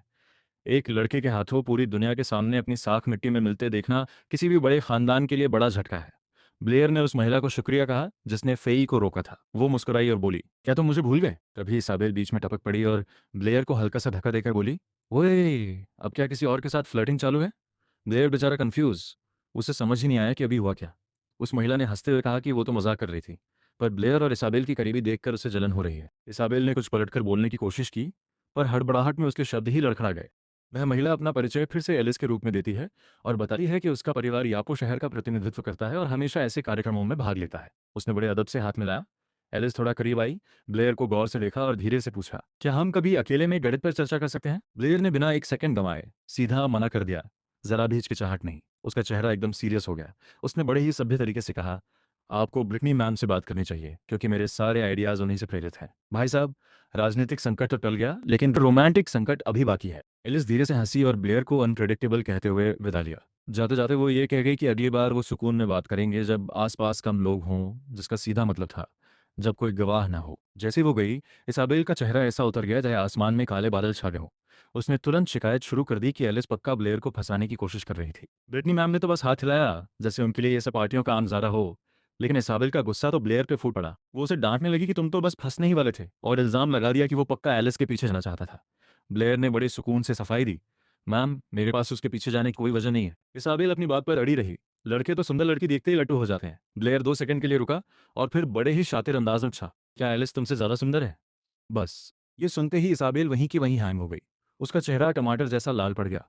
उसने घबराते हुए पूछा, क्या क्या तुम्हें लगता है कि वो ज्यादा सुंदर है? ब्लेयर ने बड़ी ईमानदारी से जवाब दिया, नहीं, तुम ज्यादा सुंदर हो। भाई साहब, इसाबेल के तर्क करने की शक्ति ही खत्म हो गई। वो शर्म से पानी पानी हो गई और उसके पास बोलने के लिए एक शब्द भी नहीं बचा। अभी इसाबेल इस अचानक मिले कॉम्प्लीमेंट से उबर ही रही थी कि तभी कोई उनकी तरफ बढ़ा। वो वाइस प्रेसिडेंट केल्विन थे। ब्रिटनी मैम ने पूछा कि वो यहाँ कैसे? केल्विन ने समझाया कि आज रात ये तीनों ही पूरी महफिल की जान बने हुए हैं, तो उन्हें खुद आकर देखना पड़ा कि आखिर ये धमका किसने किया है। ब्लेयर ने बड़ी विनम्रता से कहा कि वाइस प्रेसिडेंट कुछ ज्यादा ही तारीफ कर रहे हैं, उसने तो बस पूछे गए सवाल का जवाब देने में मदद की थी। केल्विन ने पलटकर कहा कि जो तुमने किया वो सिंपल तो बिल्कुल नहीं था। 7 ब्रिजेस की पहली सुलझाना मतलब हार्वर्ड खानदान की नाक काटना है। और जो अजीब सा नंबर तुमने बताया है, वो पूरे स्कूल के नंबर्स की जड़ें हिला सकता है, क्योंकि वो उनकी बुनियादी सोच को ही चैलेंज करता है। सीधे शब्दों में कहें तो ब्लेयर ने खाने के बाद मीठा खाने से पहले ही पूरे के पूरे एजुकेशनल सिस्टम को धमकी दे डाली थी। केल्विन ने अपनी आंखें सिकोड़ी और सीधा सवाल किया, सच बताओ ब्लेयर, तुम हो कौन? क्योंकि ऐसा टैलेंट अचानक से कहीं से टपक नहीं पड़ता। इस सवाल ने सबको चौंका दिया। ब्लेयर ने बड़े आराम से बात को टालते हुए कहा कि सवाल फेई ने शुरू किया था और उसने बस एक आइडिया शेयर किया, और वो नंबर तो बस एक उत्सुकता थी जिसका जवाब वाइस काउंट खुद कुछ दिनों में देने वाले हैं। केल्विन ने उसे गौर से देखा, फिर उसकी बात मान ली और भरोसा दिलाया कि मैथमेटिकल सोसाइटी हमेशा सच का साथ देती है। ब्लेयर को अभी राहत महसूस हुई ही थी कि केल्विन ने धीरे से एक चेतावनी दे डाली। हार्वर्ड खानदान से बचकर रहना, उनसे दुश्मनी मोल लेना महंगा पड़ सकता है। पार्टी के शोर शराबे से दूर एक सुनसान कमरे में फेई फर्श पर अधमरा पड़ा सिसक रहा था, जबकि वाइस काउंट सोफे पर ऐसे ठाट से बैठे थे जैसे अपने सगे बेटे की कुटाई करना उनके लिए शाम की चाय जैसा मामूली काम हो। तभी अंधेरे से एक साय जैसा आदमी निकलकर सामने आया और बोला, हुजूर, सब सेट है, बस आपके इशारे की देरी है। वाइस काउंट ने ठंडे दिमाग से हुक्म सुनाया। जैसे ही वो छोरा ब्लेयर हवेली से बाहर कदम रखे, उसका काम तमाम कर देना, बस ध्यान रहे मामला एक्सीडेंट लगना चाहिए। भाई साहब, लगता है हार्वर्ड खानदान ने एक्सीडेंट की सुपारी देने में मास्टरी कर रखी है। वह आदमी जाने ही वाला था कि तभी एक आवाज़ गूंजी, राम राम पिताजी। सब सन्न रह गए। पीछे सफ़ेद कपड़ों में एक रहस्यमयी व्यक्ति खड़ा था जिसका अंदर आने का पता किसी को कानों कान नहीं चला। वाइस काउंट की आंखें फटी की फटी रह गईं। एबेल, तू तू अभी तक जिंदा कैसे है? वो असैसिन भी हक्का बक्का रह गया, क्योंकि उसने तो खुद पक्का किया था कि एबेल का खेल खत्म हो चुका है। एबेल ने बड़ी बेरुखी से कहा, जाहिर है आपको तो लगा ही होगा कि मैं ऊपर पहुंच गया, आखिर सुपारी भी तो आपने ही दी थी। बिल्कुल वैसे ही जैसे आज रात आपने ब्लेयर के लिए दी है। वाइस काउंट का पारा 7वें आसमान पर चढ़ गया। वो चिल्लाने लगे कि एबेल और ब्लेयर मिले हुए हैं, पर एबेल ने बस इतना कहा कि आप अपनों के लिए आज भी उतने ही जहरीले हो। गुस्से में वाइस काउंट ने अपनी कट्टा पिस्तौल निकाल ली और एबेल की छाती पर तान दी। साफ साफ बता, यहाँ किस चक्कर में आया है, वरना अभी छाती छलनी कर दूंगा। इधर फेई को भी थोड़ा होश आ गया था और वो लेटे लेटे अपनी फैमिली का ये क्राइम पेट्रोल वाला एपिसोड देख रहा था। एबेल ने एक ठंडी आह भरी और बोला, बापू, आप सवाल बहुत पूछते हो, पर चलो बता देता हूँ। उस लड़के ब्लेयर से मेरा दूर दूर तक कोई वास्ता नहीं है, पर उसने जो धमाका किया है उससे मुझे घर वापसी का सही मौका मिल गया, और मैं यहाँ इसलिए आया हूँ ताकि इस सड़े हुए हार्वर्ड खानदान को ऊपर से नीचे तक बदल सकूँ। वाइस काउंट हंसने लगे। तुझे लगता है तू इस खानदान को बदल देगा? तुझे पता भी है हमारे खानदान की नींव क्या है? वाइस काउंट ने सीना ठोक कर कहा, इज्जत। एविल तुरंत उसे सफ़ेद झूठ बोल दिया। वाइस काउंट चिढ़ गए तो एविल ने सच का आईना दिखा दिया। आपको पहले से पता था कि वो 7 पुलों वाला सवाल एक धोखा है। आपको ये भी पता था कि जो नंबर ब्लेयर ने बताया है वो हमारे सिस्टम के बाहर का सच है, लेकिन आपने जनता को अंधेरे में रखा ताकि खानदान की नकली साख बनी रहे, और जिस किसी ने भी सच बोलने की हिम्मत की आपने उसे रास्ते से हटवा दिया, मुझ समेत। वाइस काउंट अब पूरी तरह बौरा गए थे। उन्होंने दहाड़ कर कहा, मैं खानदान की इज्जत की खातिर तुझे फिर से यमराज के पास भेज दूंगा। एबिल ने शांति से याद दिलाया, सच को ज्यादा देर तक दफनाया नहीं जा सकता बापू। आज रात ब्लेयर ने पूरी दुनिया के सामने आपकी झूठी इज्जत के परखच्चे उड़ा दिए हैं। अब क्या आप उन सबको मार दोगे जो सच जान चुके हैं? इससे पहले कि कोई पलक झपकाता, एबेल ने अपने बाप के हाथ से पिस्तौल झपट ली और उसे अपनी ही छाती पर सटा दिया। अगर कल ये खबर बाहर फैली तो हार्वर्ड खानदान वैसे ही मिट्टी में मिल जाएगा। वाइसकाउंट के हाथ कांपने लगे। पहली बार वो डॉन जैसा बाप हारा हुआ महसूस कर रहा था। उन्होंने धीरे से बंदूक छोड़ दी। अब विस्काउंट गिड़गिड़ाने लगे। अब हम क्या करें? इस डूबती नैया को कैसे बचाएं? एबिल ने वही जवाब दिया जिसके लिए वो मौत के मुंह से वापस आया था। अब से हार्वर्ड खानदान की गद्दी मैं संभालूंगा। मैं आपकी जगह लूंगा और इस खानदान को फिर से खड़ा करूंगा ताकि ये सच का सामना कर सकें, झूठ का सहारा नहीं। हवेली के उस बंद कमरे में एबिल ने अपने बाप वाइसकाउंट के कान में ऐसी पट्टी पढ़ाई कि उनके पसीने छूट गए। एबिल ने जब अपना मास्टर प्लान फुसफुसाया तो वाइसकाउंट को दिन में तारे दिखने लगे। भाई, वो आइडिया इतना धाकड़ था कि खानदान के उस घमंडी मुखिया ने भी मान लिया कि अब रिटायरमेंट लेने में ही भलाई है। खैर, कुछ दिन बीत गए। अब सीन शिफ्ट होता है ब्रिटनी मैम के घर पर। सुबह सुबह ब्लेयर की नींद एक ऐसे अलार्म से खुली जो सिर के पास रखा रखा ऐसे चिल्ला रहा था जैसे उसे ब्लेयर से कोई पुश्तैनी दुश्मनी हो। पर ब्लेयर ने कोई शिकायत नहीं की, क्योंकि सालों बाद वो स्टोर रूम वाली खटिया छोड़कर एक मखमली और साफ बिस्तर पर सोया था। नींद में झूमते हुए वो मैम को राम राम बोलने बाहर निकला, पर मैम के स्टडी रूम का नज़ारा देखकर उसके होश उड़ गए। मेज पर कागजों का ऐसा ढेर लगा था जैसे रद्दी वाले की दुकान हो। उस सेमिनार के बाद से तो पूरे शहर में गदर मचा हुआ था। हार्वर्ड खानदान की साख तो पहले ही लुट चुकी थी, और ब्लेयर का वो नंबर, भाई साहब, बड़े बड़े विद्वान उसे डायन का अंक कहने लगे थे। ब्लेयर मन ही मुस्कुराया, यार ये लोग भी कितने फिल्मी हैं, ये तो बस बेसिक गणित है। खैर, उसे उन बेचारों की मेहनत देखकर दया भी आ रही थी। आखिर कभी न कभी तो वो भी सच तक पहुंच ही जाएंगे। तभी उसकी नज़र मेज़ पर पड़े अखबार की सुर्खी पर पड़ी और वो सन्न रह गया। हार्वर्ड खानदान में तख्ता पलट, नया राजा आया, पुराने स्कूल की छुट्टी। ब्लेयर ने सोचा कि उस स्कूल को बंद करना ही सबसे स्मार्ट काम था, पर वो ये सोचकर हैरान था कि हवेली के अंदर रातों रात ऐसा कौन सा अंडरवर्ल्ड वाला गेम हुआ कि सब कुछ बदल गया। अभी वो उस नए मुखिया के बारे में ख्याली पुलाव पका ही रहा था कि तभी पीछे से ब्रिटनी मैम प्रकट हुई। वो अभी अभी सोकर उठी थी, आंखें मल रही थीं और उन्होंने एकदम हल्के पारदर्शी नाइट सूट जैसे कपड़े पहन रखे थे। उन्होंने बड़े कूल अंदाज में उसे गुड मॉर्निंग कहा। ब्लेयर ने जवाब तो दिया, पर भाई उसकी जान हलक में अटक गई। वो पूरी कोशिश कर रहा था कि एक सज्जन पुरुष की तरह छत की तरफ देखे, पर मैम को शायद खुद अंदाजा नहीं था कि उनकी ड्रेस कितनी खतरनाक है। मैम ने उसे झाड़ना शुरू कर दिया। मैंने कल रात कहा था ना कि मुझे सुबह जल्दी उठा देना, फिर तुम कुंभकर्ण की तरह सोते क्यों रहे? ब्लेयर ने हकलाते हुए कहा कि वो भूल गया था, जो कि आधा सच था और आधा बहाना। मैम ने उसे शरारत भरी नजरों से शरारती लड़का कहा और बोली, मुझे पता है तुम भूले नहीं थे, और मुझे ये भी पता है कि तुमने वो भूतिया नंबर पहले ही सुलझा लिया है। वो हंसते हंसते ब्लेयर के और करीब आई और उसे अपनी बातों में फंसाने लगी। बस यहीं ब्लेयर के सिस्टम का फ्यूज उड़ गया। अगले ही पल उसकी नाक से खून की ऐसी धार नक्शी फूटी कि पूछो मत। मैम ने तुरंत नोटिस किया, फिर देखा कि ब्लेयर की नज़रें आखिर टिकी कहाँ हैं, और जैसे ही उन्हें अपनी रिस्की ड्रेस का एहसास हुआ, वो शर्म के मारे पानी पानी हो गई। फिर क्या था, चटाक, एक जोरदार तमाचा ब्लेयर के गाल पर पड़ा। मैम चिल्लाई, बेशर्म, नीच, ठरकी। भाई दुनिया में इधर उधर के कानून भले ही फेल हो जाए, पर एक शर्मीली लड़की के थप्पड़ का कानून कभी नहीं बदलता। उस ऐतिहासिक थप्पड़ कांड के बाद दोनों किचन की तरफ कूच कर गए ताकि ब्लेयर नाश्ता बना सके। हालांकि उसके गाल पर ब्रिटनी मैम के हाथ का छापा अभी भी किसी मेडल की तरह चमक रहा था। मैम को थोड़ा बुरा लगा, तो उन्होंने धीरे से माफी मांगते हुए कहा, सॉरी यार, वो थप्पड़ बस रिफ्लेक्स एक्शन था, मतलब हाथ अपने आप चल गया। ब्लेयर ने बड़े ठंडे अंदाज में कहा, मैम सोकर उठने के बाद आपकी पर्सनैलिटी एकदम बदल जाती है। ये सुनकर मैम थोड़ी झेंप गई और घबरा कर पूछा, क्या मैं सुबह सुबह बहुत इरिटेटिंग चिड़चिड़ी लगती हूँ? ब्लेयर ने एकदम हीरो वाली शांति के साथ जवाब दिया, मुझे कोई फर्क नहीं पड़ता, आप जैसी भी हैं मुझे बुरी नहीं लगती, बस।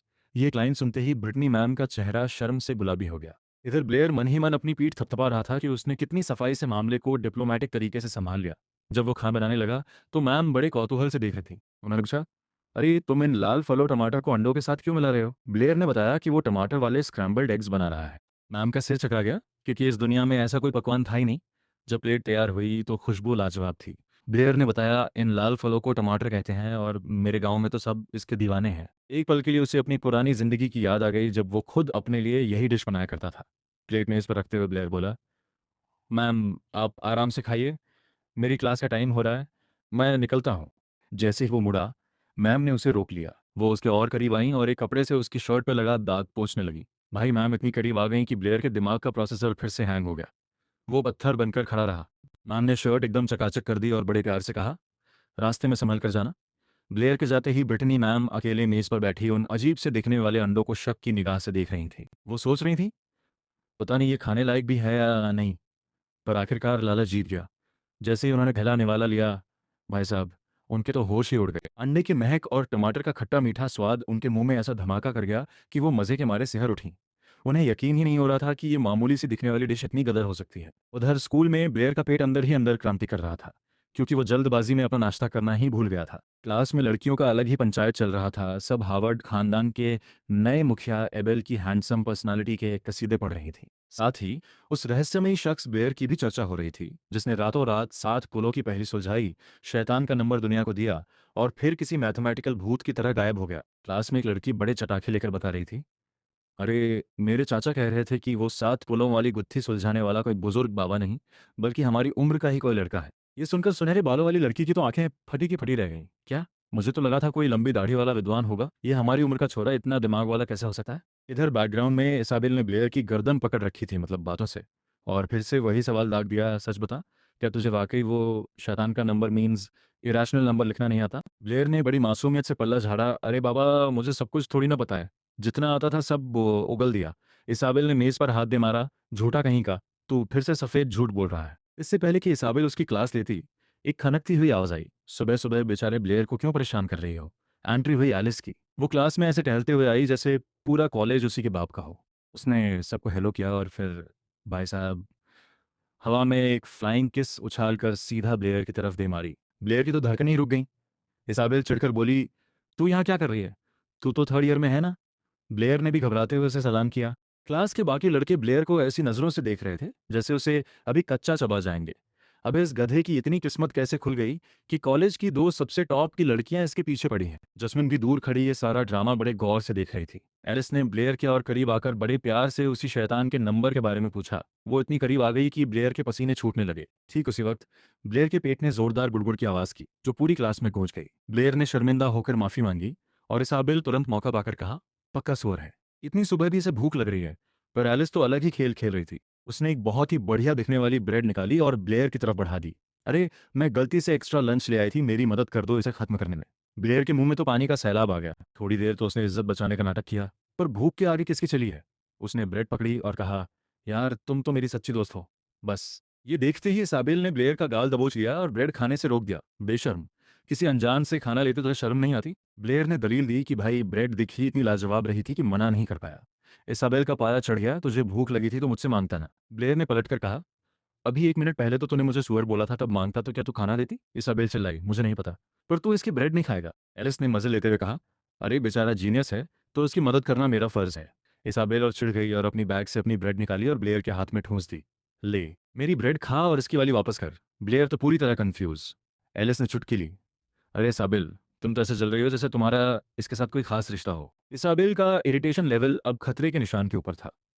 उसने फरमान सुना दिया, ब्लेयर, या तो मेरी ब्रेड या उसकी, चुन ले आज।